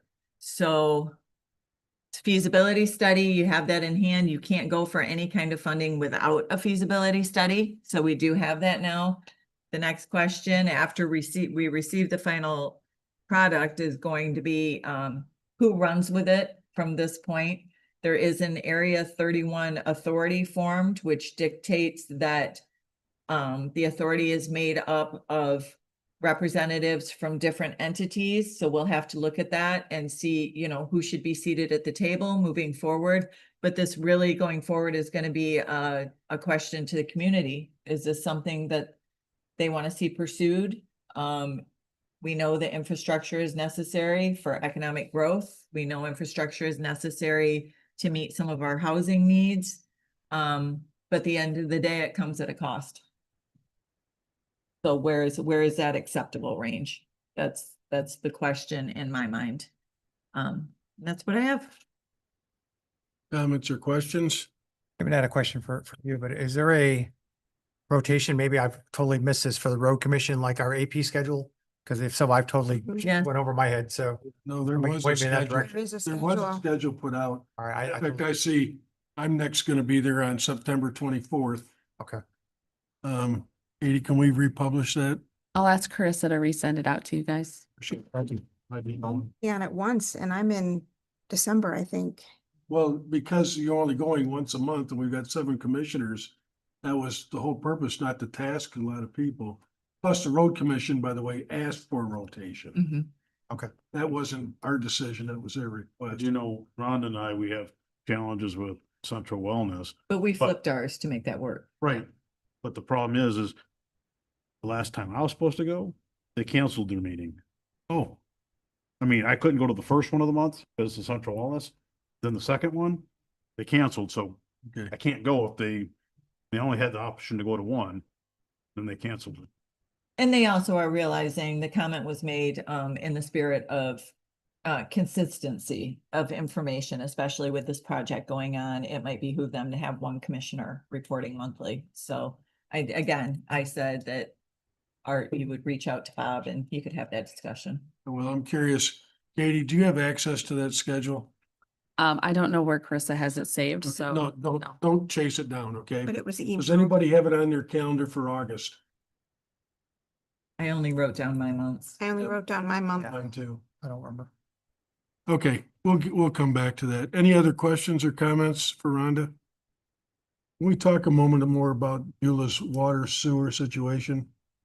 The fact that they did not get the $6 million in the state, is that going to change at all what they're assessing their residents? No, they didn't move forward with their plan, basing their finances and what they needed to do based on any sort of ask they might get in the future. I believe it was Bedzinski. Benzinski and Sons. Bedzinski and Sons were their financial folks who came in and said, for a project at X amount, here's where you need to incrementally increase things to get to a point where you will meet your obligations once the project is done. So that was assuming they had to bond the full project. Yes, and they may have had a small part of funding when they did that, but they're up to, I believe they have 3 million of the 12 million needed, so they're financing 9 million. Okay, yeah, that 6 million was a big loss for them. It was. Katie, have we anticipated these additional costs in our budget? Yeah, if you look, if you would like a printout over the last several years, you are seeing where the cost of water sewer is just rising. Also specifically for animal control, we were on a well system for quite some time. Now we're onto the village system. So that of course has added additional cost too for the animal control side of things. We have 24/7 services with the jail, and central dispatch and the folks in that building. And so you can imagine the costs are quite high. Okay. And I want to jump back just a moment because we're right on top of August. I will be in contact with whoever's assigned August for the road commission. Mhm. And if we have to, we'll find an alternate for that, but we will get somebody there. Carissa, I asked her to re-email out the schedule and she said that she will be sure to email you all the schedule again. Very good. All right, I'll just confirm with the correct commissioner for August. Anything else, Rhonda? No. Then, Okay, besides budget meetings, everybody else has been on, and building and grounds on 715 that we've covered, I think, in good enough detail. Attended the LEPC meetings. One of the things that the can't talk today. We had a discussion and approved the weapons of mass destruction terrorism incident appendix as well. And then we had a Traverse City FBI agent identify himself. I can't remember his name off the top of my head, but he and his team, they talked a little bit about if there's an incident, their first and foremost action is to support local law enforcement until such time as they've determined that they need to become the lead on such an investigation. So more to come on that. That was a highlight, I think, of one of the highlights of the event. For the LPT meeting, several other annexes that we reviewed and approved. Warnings, communication, direct control, coordination, public information, public works, public health and medical, to name 5 of them at least. So that was a lot that we actually got through on that. Then we met with the health department in lovely Leelanau County. And Gary covered some of in his notes about some of the more administrative announcements that they had. One of the things that I thought was fascinating, I like to find out what's going on locally. What are the issues? And one of the things that came up was the Canadian fire smoke issue. And this was dated about a week when we saw it last week. But they talked about how the levels were like nearly 500. And I thought, well, okay, how bad is that? Well, it's like, what is it, almost 2 packs of cigarettes, 12, 13 cigarettes for the average person. Then it talked about the different communities that were more at risk, the elderly, children, people like me, asthmatics. I'm walking around with albuterol the whole time. And it was so bad, at least in the Thompsonville area, that you would think that we were having the forest fire locally versus it was that thick out there. You couldn't see anything. Another thing that came up was this, and for those doctors out there. I can't pronounce this correctly. Cyclospora. Okay, wow. First time for everything. You know, and more of that is more or less the thing they're talking about bad lettuce causing this, and there were lettuce recalls and Taco Bell and all the other. The good news for Leelanau Benzie was there were only 1 or 2 cases, and it sounds like those folks might have been downstate when they were dining and came up. So it wasn't local. So don't boycott the Traverse City Taco Bell or something. So more to come on that. It said 2,600 confirmed cases in the state, about 44 hospitalizations. So no deaths or anything like that, but it sounded like it was just a really nasty virus that was out there. So more to come on that. One of the programs that they also mentioned in their review here, I'm going to go to page 36 to catch this correct, was this joint effort with the Board of Health and Munson about what they're calling a fruit and vegetable prescription program. It's for folks that have food insecurity. They've expanded some funding to account for pregnant women and others in the community. Basically, it's what it sounds like. They'll give you a $25 card basically to go buy this fruit and vegetables. It's just one of those local programs that as long as funding is still out there, they'll continue to offer this program. So it can be used at Meijer, of course, Walmart, Dollar General, those places that have any kind of fruit and vegetables. So other than that, we talked a little bit about that summer's itch is back. You know, so those of you who mainly the small inland lakes have been issues with that. It's been going on since I was a kid in the 80s. So it just sounds like it'll spike 1 year and go back down another year. It's just another warning that they've put out again this year. So other than that, and again, more kratom that Gary talked about last board, some issues with that still being available for youths, basically. So that they haven't had any legislation yet outlawing it or anything like that. So it's still out there in party stores and places like that. So just be aware of that as a parent mainly. So I have. Any comments or questions for Lynn? Gary? And my report, nothing major there. I did go to the Crystal Lake Water Association meeting. Thank you. And actually John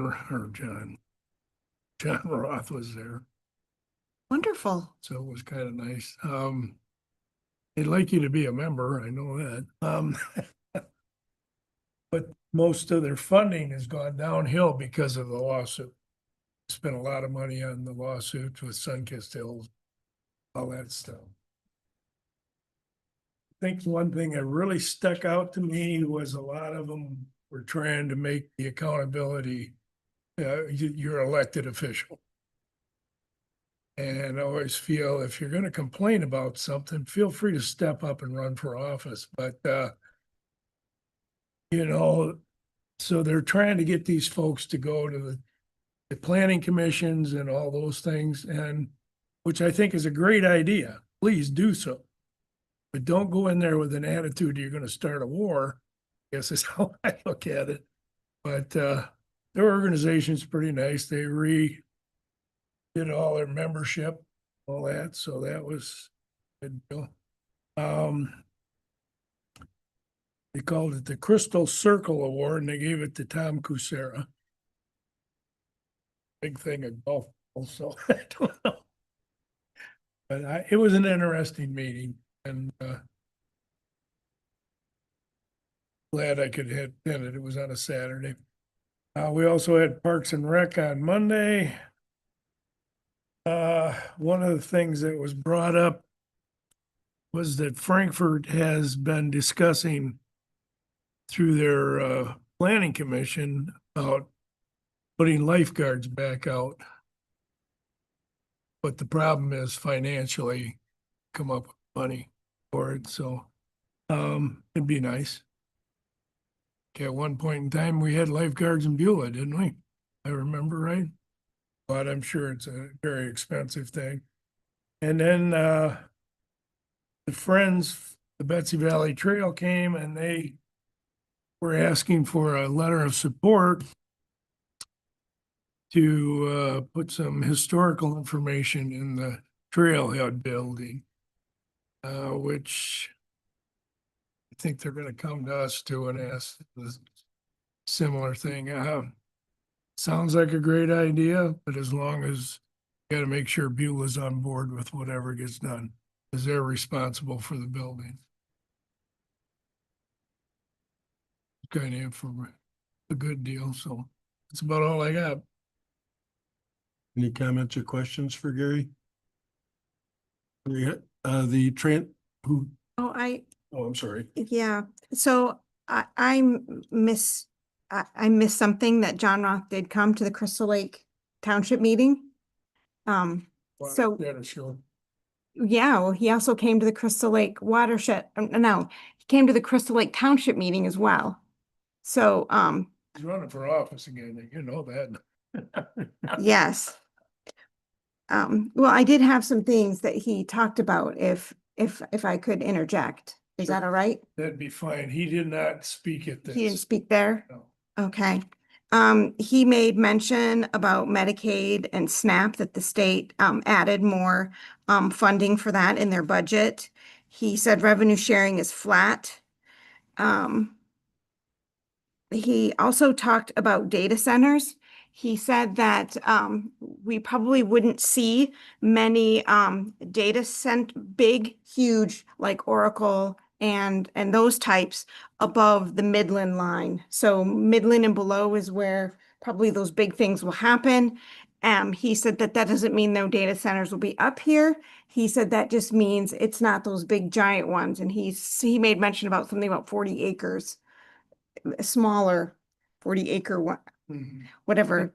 But he said, and the reasoning behind that is because our electricity grid can't handle that. Consumers said absolutely not. Nothing huge can happen above Midland. So I thought that was interesting. So I wanted to share that. Sorry about that. I missed that in my notes. Interesting about the consumer statement that the data set on forum that I attended. They didn't mention that, and consumers was on scene. They were part of the forum. Okay. Just saying. Yeah, well, this is what John Roth reported at Crystal Lake Township. If I understand it correctly, consumers gives you a rate increase during certain times of the day during the summer. Yeah. Right? Yep. Peak hours. Yeah, So so they consider peak hours, so, 2 to 7. yeah, I'm not too sure they can supply what's needed now, so.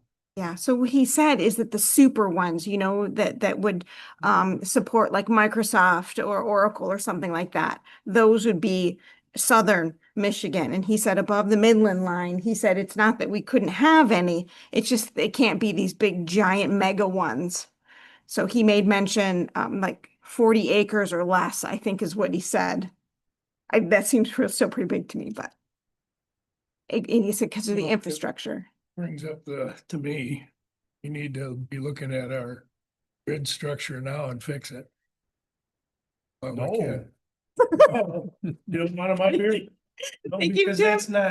it's not just for data centers. Yeah. It's fantastic. It does bother me because I'm gonna be out of power all the time. Anyway, sorry. Great. I would mention, by the way, there already are data centers north of Midland. Yeah, he said that they were not that there aren't going to be any. He said they're not going to be the big mega ones. Yeah, but you're talking like it's yet to happen. It already's happened. There are Yes. private owners to those things already, so. All right, I do have about the road commission meetings. Oh, you're taking my thunder. Because we had to change the schedules, because Rhonda and I have a hard time with the November and December meetings. Rhonda was there for the month of May, and I was for June, and then was Rhonda again for July. So, and they canceled the one meeting in June that I could go to. Okay. So that would make sense that Rhonda was the last one they saw because I couldn't I have gone. don't remember the last time I was there, so. I'm just, I'm looking at the schedule, Yeah. so I. In August is Bob. You're on deck. Who's in November? I am. Or you probably get that one canceled. September's are I'm October. in December. October is Gary, November is Len, December is Christy. I'm December. And remember, you can pick one of the two meetings that are scheduled. They only have That's one being meeting. resent, is that right? You all have it now. That's, I'm looking at it. That's how come I Thunder. He was I reading. stole Katie's thunder, sorry. That's okay. So I know I had a question for you somewhere, Gary, but I've lost it now, but I'm sorry. I do want to mention that I appreciate the fact that you took the time to go to the watershed meeting. Mm-hmm. I couldn't make that, but I think it's important that we had representation there. So in my opinion, that's a eligible expense. Okay. Was well attended. A lot of folks, that organization. And with respect to lifeguards at beaches and the parks, comment on that. You know, I just saw a documentary recently that lifeguards are across the country. They've stopped doing that for liability reasons. So it's not just, it is financial reasons, but there's big liability issues too, regarding that. So, and with data centers, that's a township issue. That's not a county issue, number one. And two, I don't know, I'm going to kind of echo what I thought I heard Tim say. Consumers Energy would probably welcome the opportunity to be able to boost their usage if they could. So I think that might be a little contradictory than what our rep's telling us, but I'm not here to argue with them about it. The funding's there, they would actually build additional power plants to handle it. Oh, I bet they would. Hmm. I would agree Just with saying. you. Gary, I did remember. Any updates with respect to who's going to oversee busing authority? Yeah, I did put that in there, didn't I? Yes, if you would just. Chad's gonna do it on a temporary basis. And while you brought it up, we need a recording secretary. So if you have any volunteers that wanna don't look at you and don't look at Dawn, right? But if you have somebody, it'd be a paid position. Nancy's gonna walk away.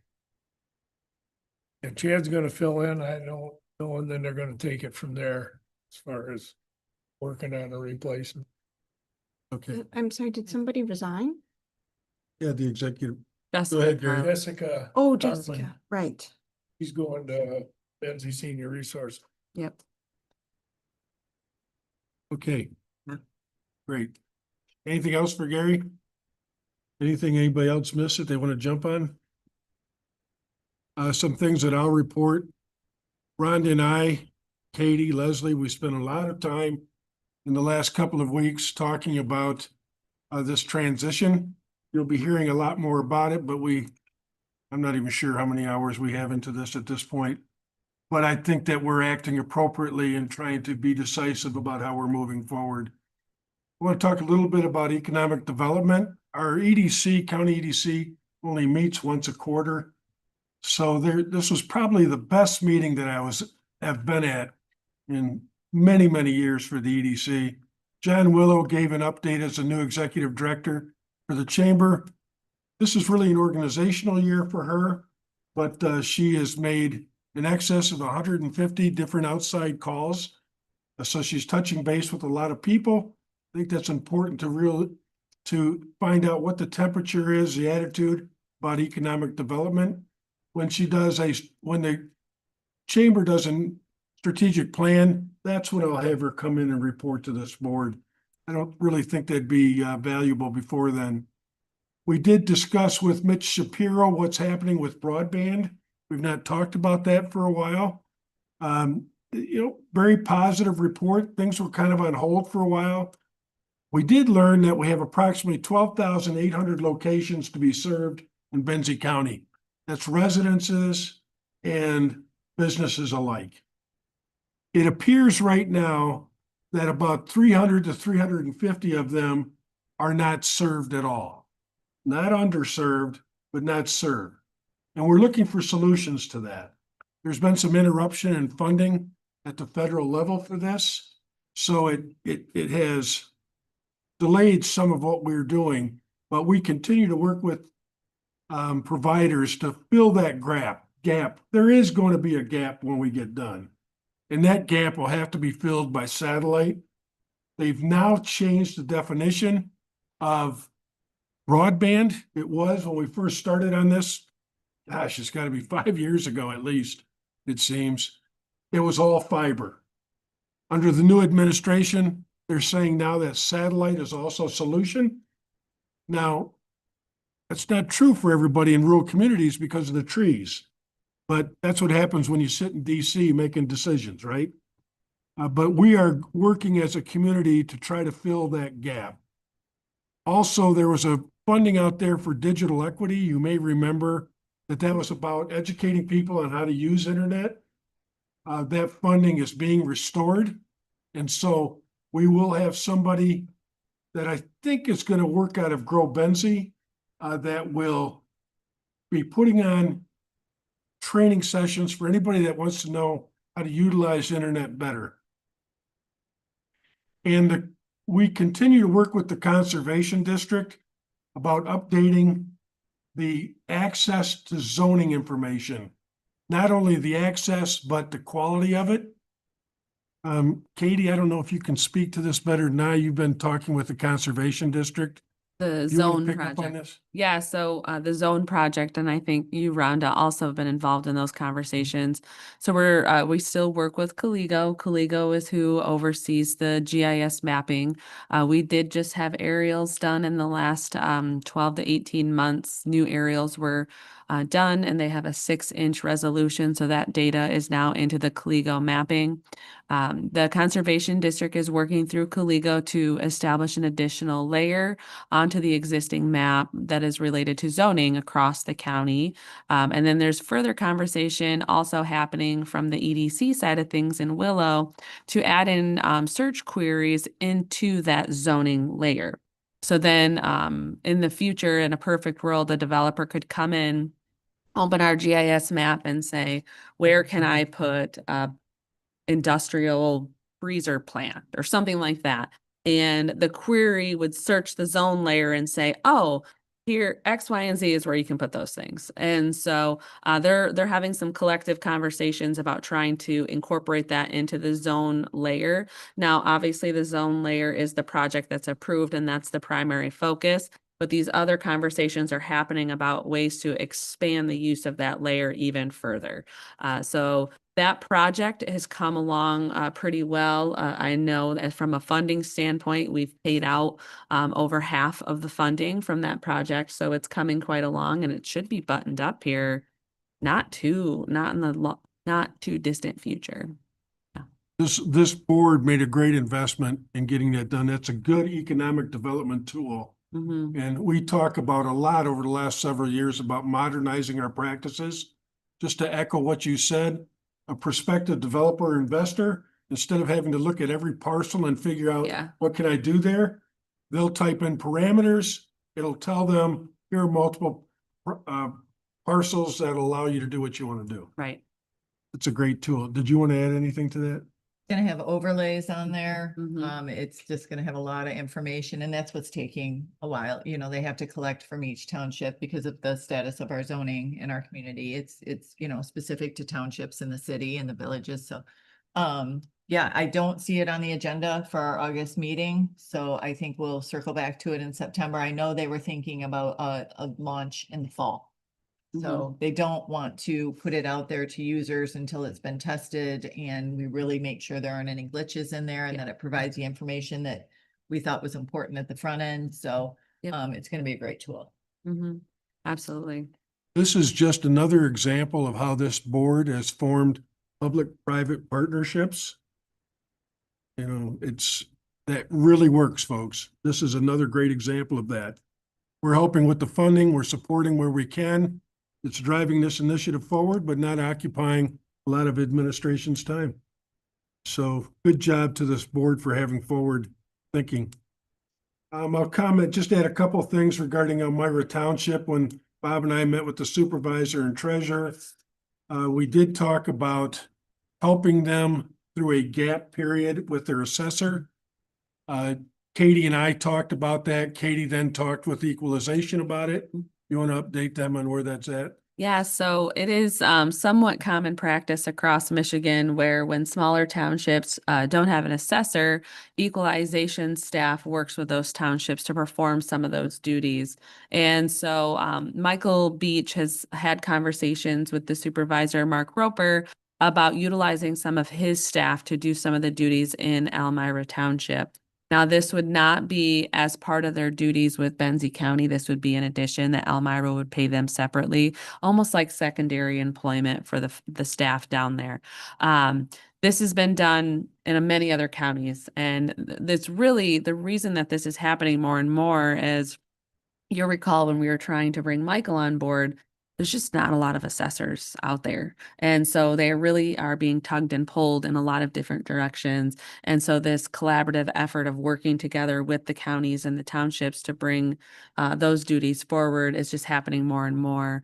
Michael is well aware that there's a job to be done with Benzie County for the people within the office. And so obviously the expectation is Benzie County comes first, but if there is a way for those folks to work with Elmira Township to help meet the duties of the assessing role within the township, they're exploring that downstairs in equalization. I'll leave my report at that. Any comments or questions? Is that gonna need board approval at all? I mean. For wouldn't that be secondary the- employment? Yeah, oh, well, is it gonna happen during business hours or It- is this gonna be? We don't know yet, so maybe or maybe not, depends. You know, we have secondary employment policies in place. You know, if it's outside of the Benzie County workday, Right. you know, and it's not conflicting and it's not, you know, certain things, it's fine. So there's a lot more conversation to be had in that realm on whether or not it would be appropriate to come to the board or not. Because if it's It would only be an issue if it was during working Correct. hours. yes, so it's Because very they're- beginning conversations, so that's why nothing has come here. And Mark Roper suggested this would be about a 6-month interim, Yeah. that they would need some help. Mhm. Anything else? All right, Tim, I know that you got a hard stop at 12:30. I never thought we'd still be here at 12:20. I didn't either. Katie? I don't have much, right? So in administration, we're just working together every single day to really give what's in my head to Leslie and Chris's heads. I have a running document going. I've printed out that document and Leslie's going through that document to really glean questions and things that she may have from that document. We're trying to just memorialize everything that needs to be memorialized, ask all the questions that need to be asked. So we're working through that in our office specifically. I just want to let you know the ACO event that we talked about, the Make a Dog a Lucky Dog. That event is officially July 31st from 11 to 4 down at the Lucky Dog restaurant in Beulah. Joe will be there and he is going to bring a couple of pets with him that can be kind of there and interacting with folks. And so we're excited about that event. We think it'll be a really cool event. We already talked about road commission, DHHS lease agreement. We do have an additional negotiation session coming up next Monday on the 3rd. That'll be via Teams with the DTMB. If Art and Rhonda, if you want to come to 206 or if you want me to send you the link to the Teams, just let me know. Either is fine. Leslie and I talked about that a little bit yesterday. And so hopefully we can make some more headway and kind of start seeing the end is near on that whole situation, which would be nice. You're talking about the lease, right? Yes, the DHHS Be there. lease. I'll be Okay. there. You're gonna come. Perfect. I won't send you the link then. And then the other things that I was gonna update on are already in the packet. So the MMP materials management update is in there. We've talked about the interim position and so forth. So I don't really have much else unless there's questions. Questions for our administrator? Just have the one, and I brought it up for the issue with Thompsonville and stuff not getting picked up. Is that a negotiation thing when you guys are doing it?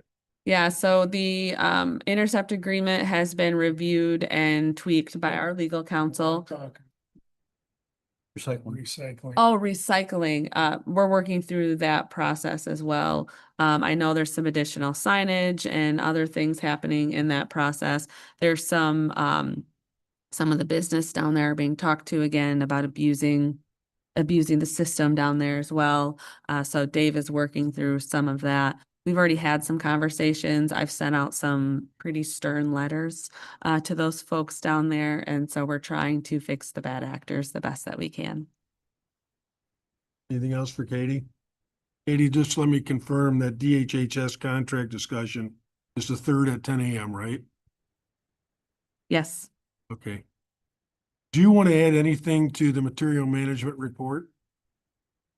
Like updates on what's happening in Benzonia, or did I just space it and you already said it? Well, it's in that document. So let me go back to it. All sites continue to see record volume. The loss of Benzonia has put a considerable strain on the program in the county. Finding a new site is still the #1 priority. There is, I know that the Dave has discussed with folks at Eagle, and it sounds like there may be some funding available to help with readying a site so it wouldn't come out of the county's coffers, which is great. It's still just a work in process. I mean, people don't want to host a site because of what it looks like and because of the abuse by people in the community. And so we're just really struggling with having a site because it can be a burden to the person who hosts. And so but we're continuously working through that. We've found ways to hopefully pay for some things, and there's a lot of conversations happening. So we're hopeful that it comes through. Joyfield's working through their variance process as well. So I think there's headway being made on multiple trails, and I guess it'll see who's faster, and that's where we'll end up. I know the Benzonia Township Park's getting looked at. You know, the big drawback, I think one of the things that needs to be considered is that's a watershed to the river. In the spring, that gets very wet. Yeah. And it's closed in the wintertime. Yeah. It's not maintained open. Some issues there. Yeah. So Katie, based on obligations, this is your last board meeting with us. And I know that you'll have some interaction between now and the 19th, but anything you want to say publicly? No, because I'll just cry. Well, I'm speaking just for myself publicly. You're gonna be missed. It's really been a joy working with you. Anything else? If not, you had the presentation of correspondence there. Any questions or comments on that? I'll open up our last public comment at 12:27.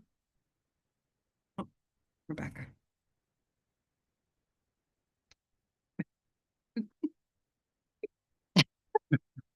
Rebecca Huber's Office of Emergency Management.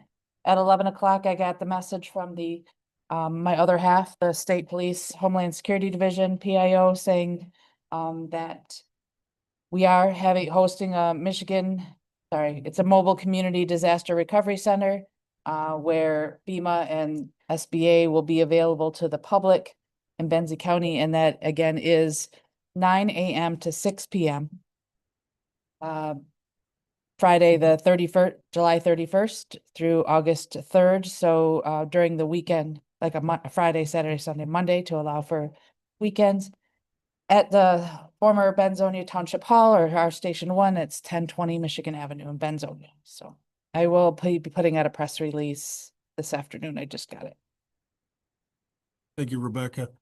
Anybody else like to address the commissioners? If not, we'll close public comment. I would like to get Katie and Rhonda to stay behind for a moment with your calendars, and I'd move for adjournment. I'd make the motion to adjourn. Second. 12:28. Any opposed? All those in favor?